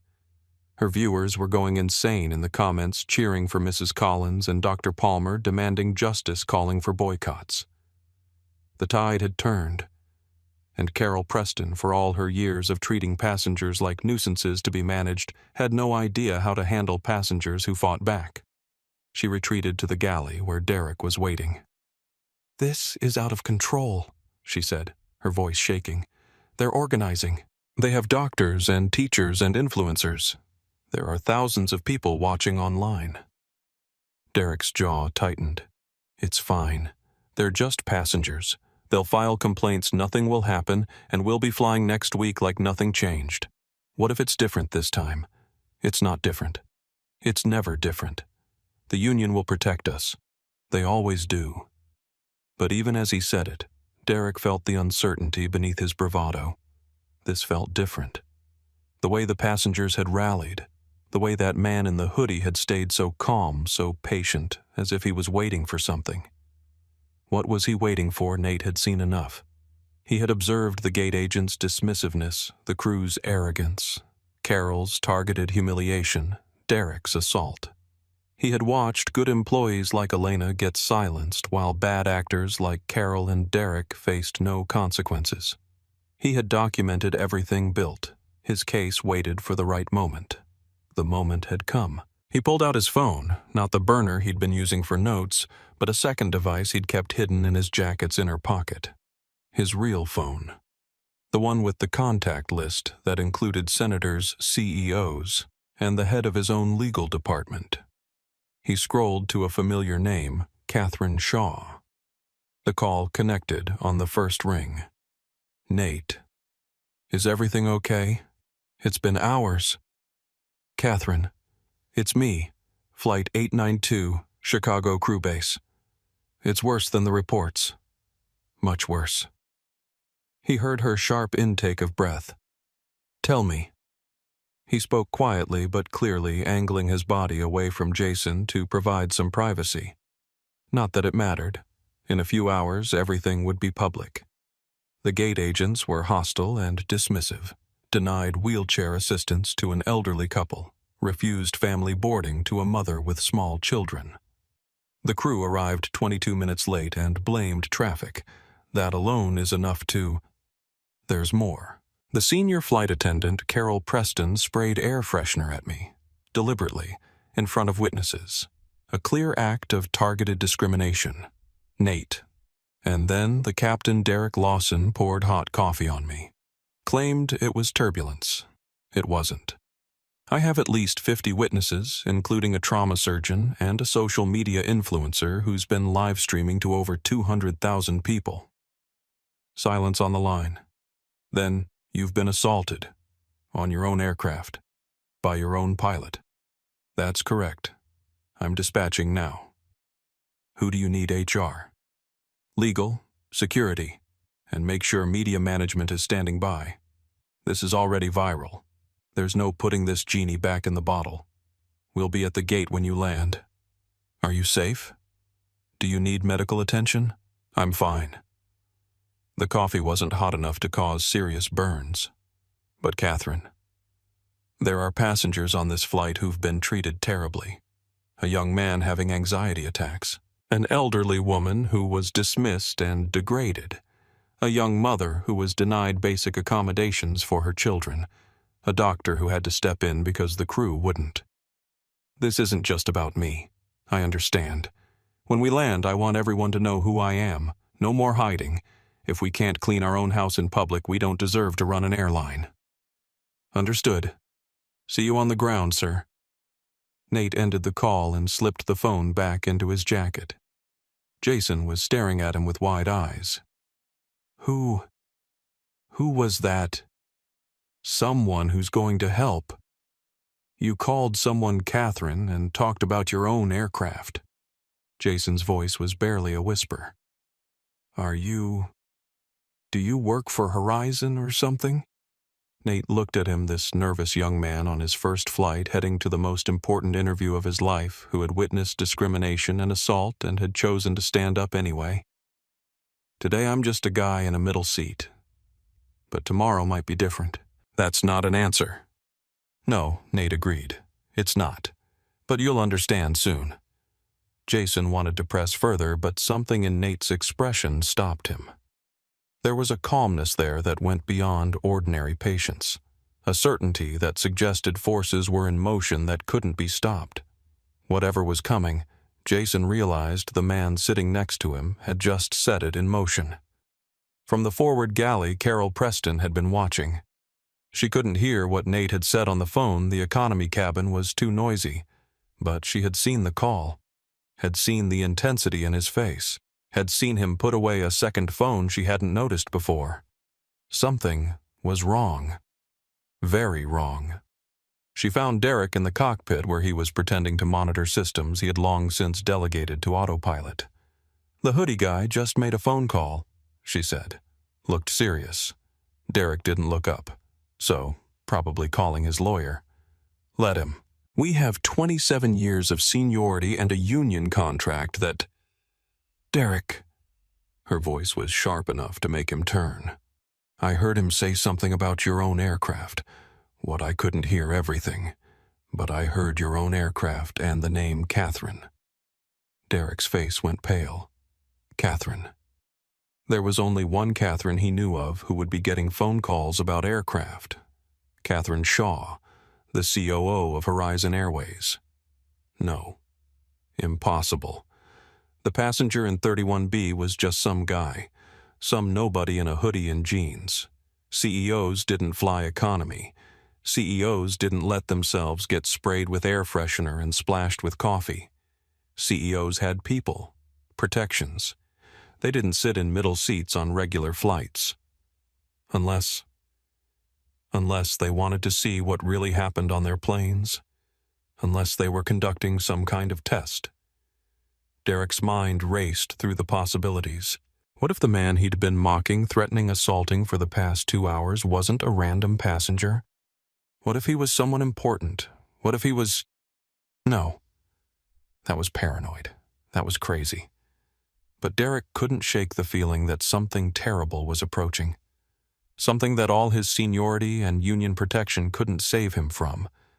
Just keep an eye on him, he told Carol, and let me know if anything else happens. Carol nodded and left, but neither of them felt confident anymore. The ground was approaching, and with it, a reckoning. The descent into Los Angeles began at 10:22 a.m. Pacific Time. Captain Lawson's voice came over the PA system, but the usual bravado was gone, replaced by something that sounded almost mechanical. Ladies and gentlemen, we're beginning our approach into Los Angeles International Airport. Flight attendants prepare for landing. The seatbelt sign illuminated. Passengers straightened their seats, stowed their belongings, prepared for the final phase of a flight that none of them would ever forget. Sofia Ramirez ended her live stream with a promise. Stay tuned. When we land, I have a feeling something big is going to happen. I'll update you as soon as I can. Her final viewer count, 312,000 concurrent. The hashtag Flight892 was already trending nationally. Mrs. Collins said a quiet prayer. Dr. Palmer reviewed the complaint she had drafted in her phone's notes app. Jason gripped the armrests with renewed tension, not from fear of flying this time, but from anticipation of what came next. And Nate sat perfectly still, watching the California coastline come into view through the window across the aisle, thinking about everything that had led to this moment. 25 years of building, 25 years of trying to create something that mattered. 25 years of believing that good intentions at the top would translate into good behavior throughout the organization. He had been naive. He understood that now. Culture wasn't something you could legislate from a corner office. It wasn't something you could implement through memos and training programs and corporate values posted on break room walls.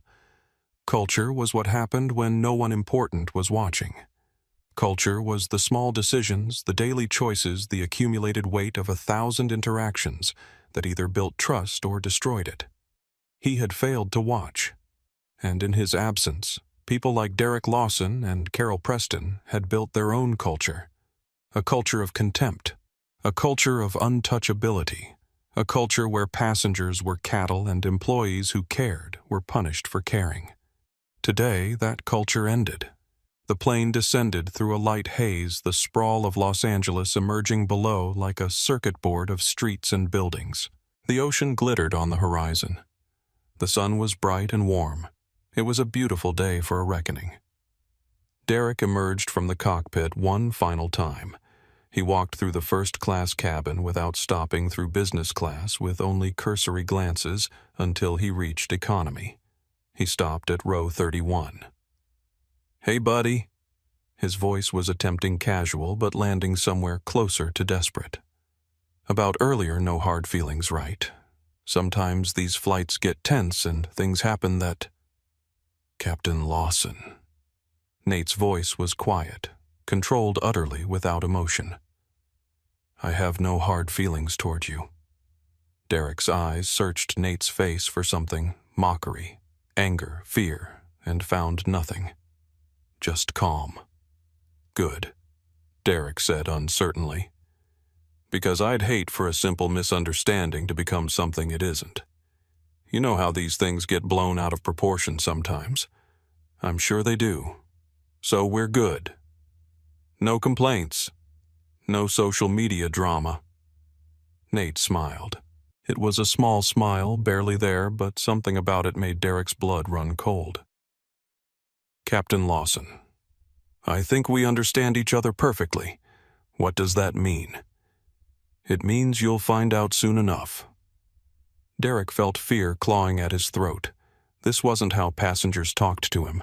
This wasn't the submission, the deference, the awareness of power differential that he was used to. This was something else. Something he didn't recognize. "Listen," Derek said, his voice dropping to a threatening whisper. "I don't know who you think you are, but I've been flying for 27 years. I've handled passengers like you before. Whatever you're planning." "Captain Lawson." Dr. Palmer's voice cut through from the aisle. "We're about to land." "Shouldn't you be in the cockpit?" Derek turned and saw phones raised throughout the economy cabin. Dozens of them, all recording. Every word he said was being captured. Every threat, every desperate attempt at damage control. He was surrounded by witnesses with cameras, and there was nowhere to hide. "This isn't over," he said to Nate. "No," Nate agreed. "It's not." Derek retreated to the cockpit, the eyes of 50 passengers following him every step of the way. The wheels touched down 3 minutes later. Flight 892 had landed. But for Captain Derek Lawson and Carol Preston, the real turbulence was just beginning. The plane touched down smoothly, perhaps the only thing Captain Lawson had done well all day, and began the long taxi toward the gate. Passengers shifted in their seats, gathering belongings, preparing for departure. But no one moved toward the aisle. No one unbuckled their seatbelts. The normal rush to escape the aircraft was absent, replaced by a collective holding of breath. Something was about to happen. Everyone could feel it. Derek's voice came over the PA one final time. "Ladies and gentlemen, welcome to Los Angeles.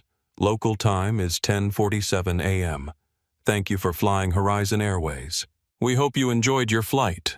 The irony was so thick that several passengers actually laughed. The plane reached the gate. The seatbelt sign dinged off. And then, nothing. The jet bridge didn't extend. Carol Preston, who had been preparing to open the forward door, peered out the window and froze. "Derek," she called toward the cockpit. Her voice strained. "You need to see this." Derek emerged, irritated at being summoned like an underling, and pushed past Carol to look out the small window. His face went white. 3 black SUVs with Horizon Airways logos were parked on the tarmac, arranged in a semicircle around the jet bridge. Several figures in dark suits stood beside them, clearly waiting. But it was the figure in the center that made Derek's blood run cold. A woman with red hair, impeccably dressed, radiating authority from 50 feet away. Catherine Shaw, the COO of Horizon Airways. Derek had met her once at a company event 3 years ago. She had shaken his hand, thanked him for his service, and moved on. He had been one of hundreds of employees she'd greeted that day. But he remembered her, remembered the intelligence in her eyes, remembered thinking that she was someone you didn't want as an enemy. And now she was standing on the tarmac waiting for his plane. "Why is the COO here?" Carol whispered. Derek didn't answer. He couldn't answer. His mind was racing through possibilities, each one worse than the last. Maybe it was unrelated. Maybe there was an emergency. Maybe she was meeting a VIP passenger in first class. But deep down in the part of him that had felt something wrong since the man in the hoodie had looked at him with those calm, knowing eyes, Derek knew. This was about him.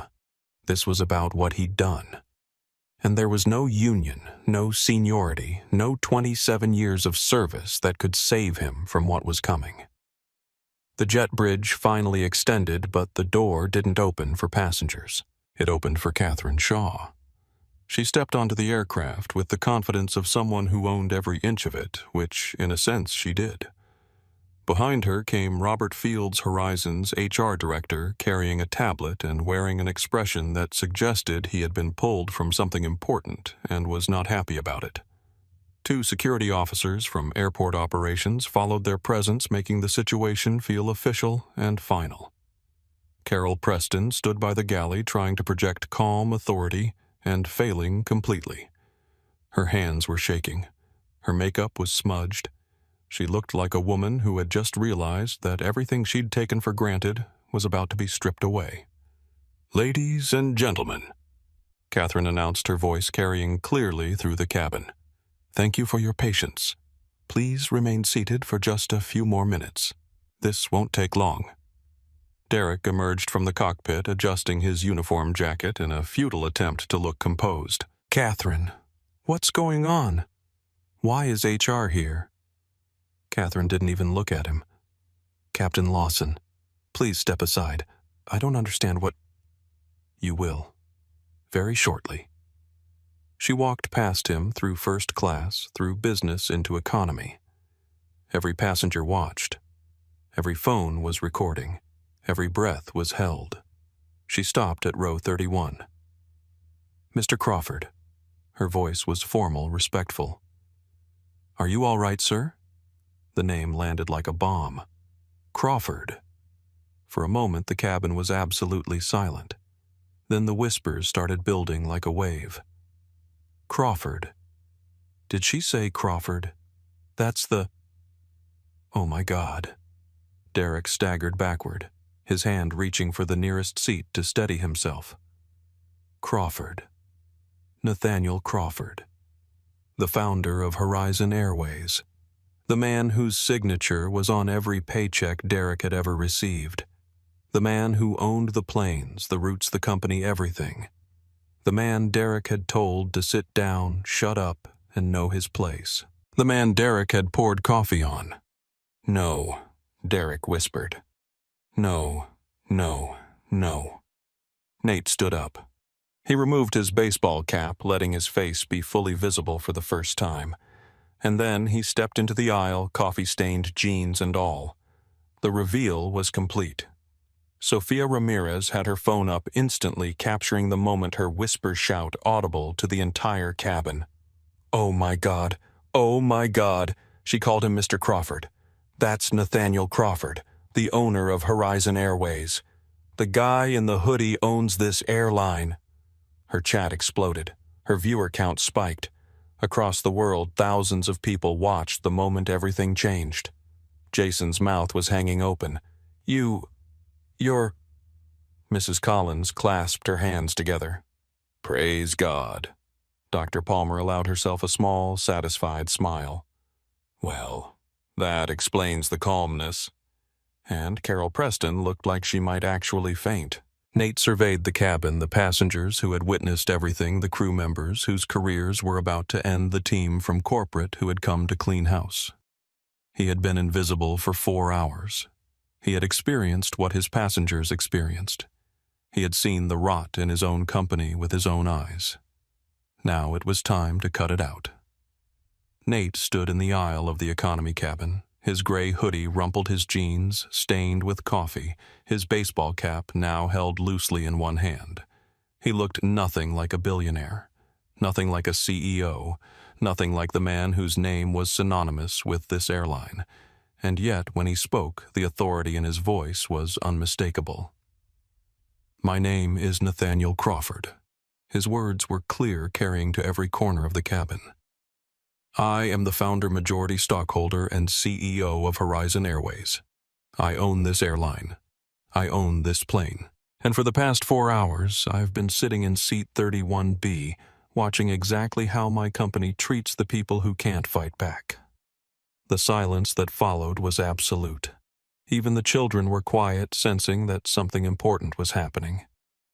Nate continued, his voice steady but weighted with disappointment.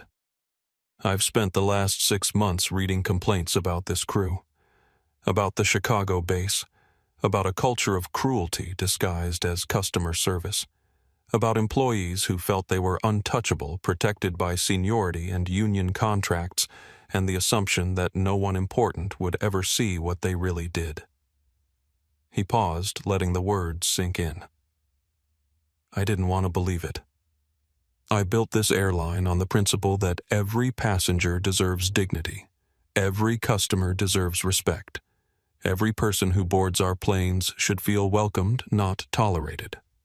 He turned slightly, addressing the entire cabin rather than any single person. "Today I walked through my own terminal and watched gate agents demean elderly passengers, dismiss young mothers, and treat wheelchair requests like personal inconveniences." He looked toward the forward galley where Carol was pressed against the bulkhead, her face ashen. "I sat in this cabin and watched a senior flight attendant spray air freshener at a passenger at ME because of what I was wearing, because of how I looked, because she had decided in the first moment she saw me that I didn't belong." He turned toward the cockpit where Derek was standing frozen in the doorway. "And I watched my captain. A man I employed, a man I trusted to carry passengers safely across this country, pour hot coffee on me and blame it on turbulence. I watched him tell me to sit down, shut up, and know my place. I watched him threaten me when I asked a simple question. I watched him mock me for wearing a hoodie instead of a suit." His voice dropped, becoming quiet but somehow more powerful. "He did all of this because he thought I was nobody. Because he looked at my clothes and decided I didn't matter. Because he believed that passengers in economy were cattle and he was the king of the cattle car." He turned to face Derek directly. The captain looked like a man watching his own execution. "Captain Lawson, you asked me earlier who I was. You wanted to know if I was a reporter, a blogger, someone who might cause trouble for you." Nate stepped closer. Derek tried to retreat but bumped into the cockpit door behind him. "I'm the man whose name is on your paycheck, or rather the man who was on your paycheck." He let those words hang in the air. "As of this moment, Captain Derek Lawson, you are terminated from Horizon Airways. Your career with this company is over. You will never fly one of my planes again." Derek's face cycled through emotions. Disbelief, denial, rage, and finally desperation. "You can't, my union. I have rights." "Your union protects you from unfair termination," Nate said calmly. "It doesn't protect you from assault, discrimination, and conduct unbecoming. We have documentation of every word you said today. We have witnesses in every row. We have live video that has been seen by—" He glanced at Sophia. How many people Sophia checked her phone? Current stream is at 480,000. The hashtag has over 2 million views. 2 million witnesses, Nate continued. Your union can negotiate severance packages and dispute performance reviews. It cannot save you from this. Derek's knees buckled. He grabbed the cockpit doorframe for support. 27 years, he whispered. I gave 27 years to this company. And in 4 hours, you undid all of it. Nate's voice wasn't angry. It was something worse, disappointed. You had a chance to be better today. When you walked through this cabin, you could have been kind. When you saw me in my hoodie, you could have treated me like a person. When you spilled that coffee, you could have apologized. He shook his head slowly. But you didn't, because kindness wasn't your default. Cruelty was. And that's not something I can train out of you or coach away. That's who you are. And it's not who I want representing my airline. Carol Preston was first. She had been edging toward the rear of the plane as if she could somehow escape through the aft galley and disappear into the airport. But there was nowhere to go. Security officers blocked every exit. "Ms. Preston." Catherine's voice stopped her cold. "Please stay where you are." Carol turned her face a mask of desperate innocence. "I didn't do anything. It was all him. I was just following orders. We have footage of you spraying air freshener at Mr. Crawford." Catherine's voice was ice. "We have witness statements about your treatment of passengers throughout this flight. We have complaint records dating back years, complaints that were dismissed, buried, or ignored." "Those were all I was cleared," the union said. "The union protects you from unfair labor practices. It doesn't protect you from documented discrimination and hostile behavior toward passengers." Catherine stepped closer. "You had 63 complaints in your file, Ms. Preston. 63. And somehow every single one was dismissed. That's not going to happen anymore." Carol's face crumpled. The mask fell away, and underneath was something raw and ugly. Fear, regret, and the dawning realization that the world she had taken for granted was ending. "Please," she whispered. "I have bills. I have a mortgage. I've been with this company for 23 years. "You should have thought about that," Catherine said, "before you decided that passengers were beneath your dignity." She nodded to the security officers. "Ms. Preston is suspended pending full investigation. Escort her off the aircraft. Collect her credentials." Carol went quietly, too shocked to fight. But as she passed Nate, she stopped. "This isn't fair," she said, her voice breaking. "I was just doing what everyone does. I was just... "You were just being cruel," Nate said quietly. "And you were counting on nobody important ever seeing it." She had no response to that. The security officers guided her toward the jet bridge, her sobs echoing through the cabin until she was gone. Next came First Officer Brian Foster.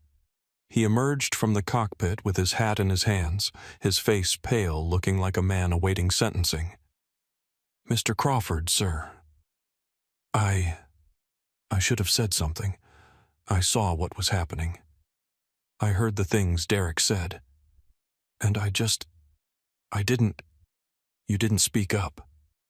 Nate finished for him. "You didn't intervene. You didn't protect the passengers who were being mistreated." "No, sir, I didn't." Why not? Brian's eyes dropped to the floor. "Because Derek is senior. Because I was afraid. Because I thought if I said anything, he'd make my life hell. He's done it to other first officers who crossed him. They got transferred to the worst routes, given the worst schedules until they quit. So you stayed silent." "Yes, sir." Nate studied him for a long moment. There was genuine remorse in Brian's face, genuine shame. This wasn't the defiance of Derek or the desperation of Carol. This was something else, the sick recognition of someone who had failed a moral test and knew it. "Mr. Foster," Catherine said, "you'll need to give a full statement about everything you witnessed, everything you knew about Captain Lawson's behavior, everything that was covered up or ignored." "Yes, ma'am. I'll tell you everything. And then we'll discuss your future with this company." "Am I fired?" Nate answered before Catherine could. "That depends on what you tell us, and on what you do next. Silence made you complicit. Speech might be the beginning of redemption." Brian nodded, unable to meet Nate's eyes. The security officer led him away, but gently. This wasn't an arrest, just a separation. And then there was Derek. He had been standing in the cockpit doorway throughout the other dismissals, watching his co-pilot led away, watching Carol sob her way off the plane, watching his world collapse around him. Now he stepped forward, and something had changed in his face. The fear was gone, replaced by something harder. Bitter. Defiant. "This is a setup," he announced loudly enough for the cabin to hear. "A kangaroo court. You're just going to fire me after 27 years of perfect flying. Not one incident on my record. Your record," Catherine said, "contains 47 customer complaints that your union representatives successfully had dismissed. 47 instances where passengers reported discrimination threats and abuse of authority. Every single one was buried.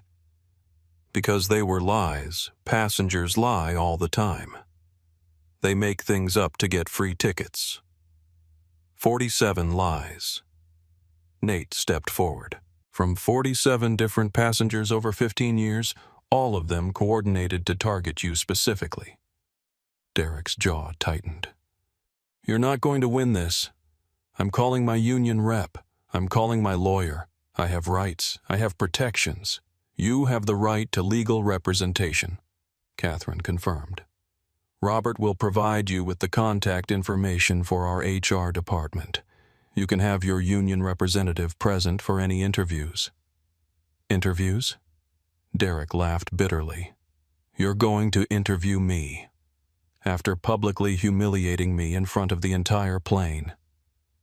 "You humiliated yourself," Nate said quietly. "I just gave you the opportunity to do it in front of witnesses." Something snapped in Derek. His face contorted with rage, and for a moment it looked like he might actually swing at Nate. The security officer stepped forward, hand ready. "Captain," the officer said firmly, "please don't make this worse."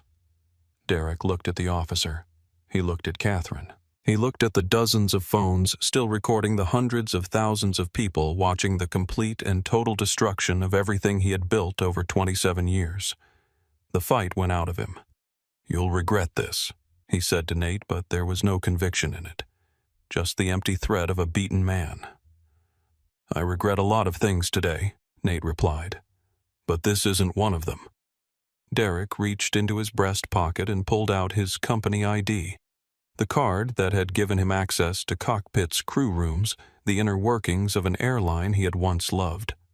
He didn't hand it to Catherine. He threw it on the floor of the jet bridge. "This company is a joke," he spat. Nate bent down and picked up the ID. He looked at Derek's photo, younger, smiling, full of the promise that 27 years had corrupted into arrogance. "It was," Nate said quietly, "when men like you were in charge. But now it's a company in recovery, and the first step of recovery is removing the disease." He handed the ID to Catherine. "Get him out of here." The security officer took Derek's arm. The captain who had mocked passengers, threatened whistleblowers, and assaulted the owner of his own airline was led away like any other disgraced employee. His shouts about rights and lawyers echoed down the jet bridge until they finally faded. And then it was quiet. Nate turned to face the passengers who had witnessed everything. Mrs. Collins was crying quietly, tears streaming down her face. Jason looked stunned, overwhelmed, like he'd just watched a movie come to life. Dr. Palmer was nodding slowly, satisfied that justice had been served. Sofia Ramirez was still streaming, capturing every moment for the millions who would watch later. And Elena Reyes, the junior flight attendant who had shown compassion when no one else would, was standing in the galley with tears in her eyes. Nate walked toward her. "Elena," he said, "you helped a young mother when your supervisor told you not to. You apologized to me when your colleagues attacked me. You showed kindness when everyone around you was being cruel." "I just did what was right," Elena whispered. "Anyone would have—" "No, they wouldn't have. And that's the point." Nate turned to Catherine. "Ms. Reyes will not be punished for the actions of her crew. She'll be rewarded for them." Catherine nodded. "Ms. Reyes, please report to our corporate office tomorrow morning. We'd like to discuss your future with the company." Elena's eyes went wide. Future. I'm not in the habit of punishing people who do the right thing, Nate said. You're going to help us fix this, if you're willing. Elena couldn't speak. She just nodded, tears streaming down her face, and somewhere in the cabin, passengers began to applaud. In the weeks that followed, the consequences fell like dominoes. Captain Derek Lawson's termination was upheld by an arbitration board despite the union's best efforts. The evidence was simply too overwhelming, too public, too documented to dispute. His 27-year career ended not with a gold watch and a celebration, but with a viral video and a cautionary tale. He lost his pension, his prestige, and ultimately his marriage, which had been straining under the weight of his arrogance for years. Last anyone heard, he was teaching ground school at a small regional flight academy, his captain's stripes traded for a polo shirt and a classroom full of students who had all seen the video of his downfall. Carol Preston fared no better. Her lawsuit against Horizon Airways was dismissed within weeks, and she was ordered to pay the company's legal fees, a sum that forced her to sell her condo and move in with her sister. She found work eventually at a call center where she was monitored daily for the customer service skills she had so spectacularly lacked at 35,000 feet. But the positive outcomes were just as powerful, more so perhaps because they proved that good behavior could be rewarded just as surely as bad behavior could be punished. Elena Reyes was promoted to Customer Experience Training Director, becoming the youngest person to hold that title in company history. She helped design a new training program called the Flight 892 Standard, which became mandatory for every Horizon employee and was eventually adopted by 3 other major carriers. Dr. Victoria Palmer was granted lifetime first-class status, though she often chose to sit in economy, saying the view was better when you could see how people really treated each other. Jason Mitchell got the job in Los Angeles, and 2 weeks into his new position received a handwritten note from Nathaniel Crawford, wishing him well along with a card for 100,000 travel miles. He framed the note and hung it above his desk. Mrs. Dorothy Collins received a personal phone call from Catherine Shaw thanking her for her courage and offering her free flights for life. She donated the miles to her church's youth group and said the real reward was watching bullies held accountable. Sofia Ramirez's live stream became the most watched airline-related video of the year, eventually accumulating over 87 million views across all platforms. She was invited to speak at aviation conferences, featured in documentaries about passenger rights, and credited with helping launch a new era of accountability in commercial air travel. But when asked about her proudest moment, she always said it was the same watching a man in a coffee-stained hoodie prove that true power doesn't need a uniform. The hashtag Flight 892 became shorthand for accountability, and Horizon Airways' customer satisfaction scores rose 52% within 6 months, not because of better marketing or fancier amenities, but because of genuine fundamental change in how they treated every single passenger who trusted them with their journey. 6 months after Flight 892, Nathaniel Crawford stood before a room of 600 Horizon Airways employees at the company's annual leadership summit. The auditorium was full. Pilots, flight attendants, gate agents, ground crew executives, everyone. They had all heard the story. They had all seen the video. They had all felt the ripples of change that had spread through the company in the months since that fateful flight. Nate stepped up to the podium, still dressed simply. Dark jeans, a blue button-down shirt, no tie. He looked out at the faces watching him and smiled slightly. "I want to tell you a story," he said, "about a man in a hoodie who boarded a plane." The room fell silent. That man was told he didn't belong. He was sprayed with air freshener like he smelled wrong. He had coffee poured on him. He was told to sit down, shut up, and know his place. He paused, letting the words settle. And every single one of those things has happened to other passengers on other flights. People who weren't CEOs. People who couldn't fire anyone. People who went home feeling small, feeling less than feeling like they didn't deserve to be treated with basic dignity. He looked across the room, making eye contact with individuals, connecting with them. That's the real tragedy of what happened on Flight 892. Not what happened to me. I had power even if no one knew it. The real tragedy is all the people it happened to before who had no power at all. The elderly couple who got turned away at the gate, the young mother who was told to figure it out herself, the nervous first-time flyer who watched someone get humiliated and wondered if he would be next. His voice dropped, becoming more intimate. I built this airline because I believe travel should lift people up, not tear them down. I believe that for a few hours at 35,000 feet, we have the opportunity to show people the best of humanity or the worst. We can make someone's journey easier, or we can make it harder. We can treat them like honored guests, or we can treat them like cargo. He straightened slightly. The people on Flight 892 weren't cargo. They were teachers and doctors and young professionals and grandparents and children. They were people with stories, with hopes, with fears, and they deserved better than what we gave them. He swept his gaze across the auditorium. So here's what I ask of you. When you're tired, and I know you get tired, remember that the passenger in front of you is tired too. When you're frustrated, and I know you get frustrated, remember that the passenger you're talking to is also frustrated. And when you're tempted to judge someone by what they're wearing or where they're sitting or how much they paid for their ticket, don't. He smiled. Because you never know who's sitting in that seat. Maybe it's a billionaire testing his own company, or maybe it's just a regular person trying to get home to their family. Either way, they deserve respect. Either way, they deserve kindness.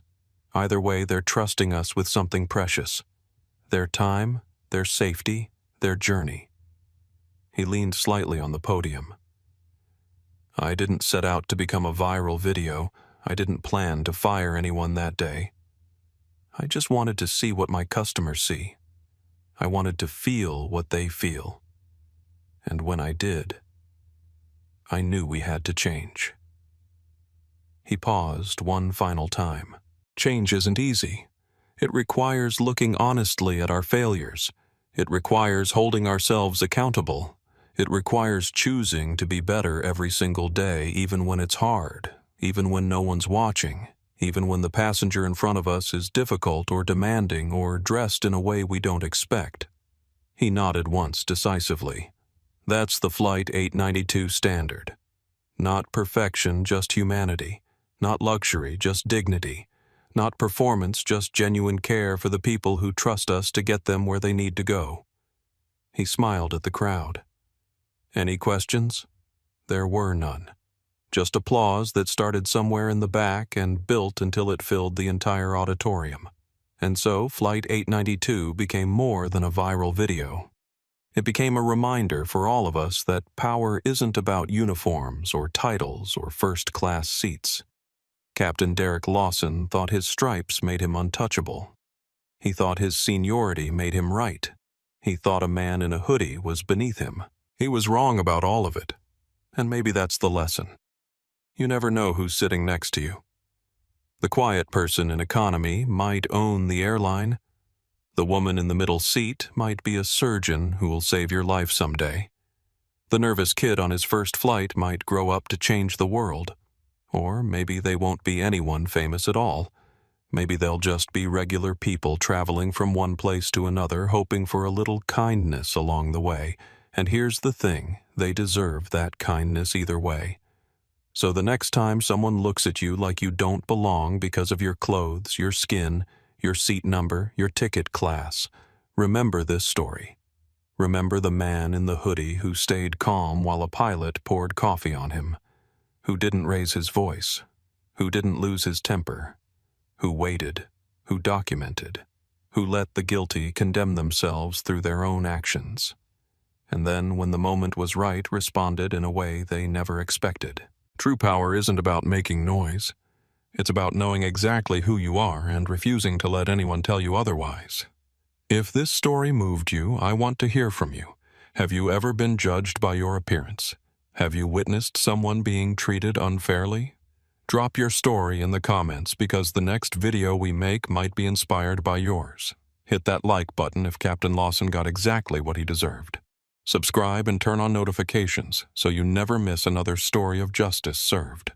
Share this video with someone who needs to hear this message today. Share it with someone who has ever been made to feel like they don't belong. Share it with someone who needs to be reminded that karma is real and that bullies eventually face the consequences of their actions. And remember, respect has no dress code. Until next time, stay kind, stay humble, and never underestimate the person in the middle seat.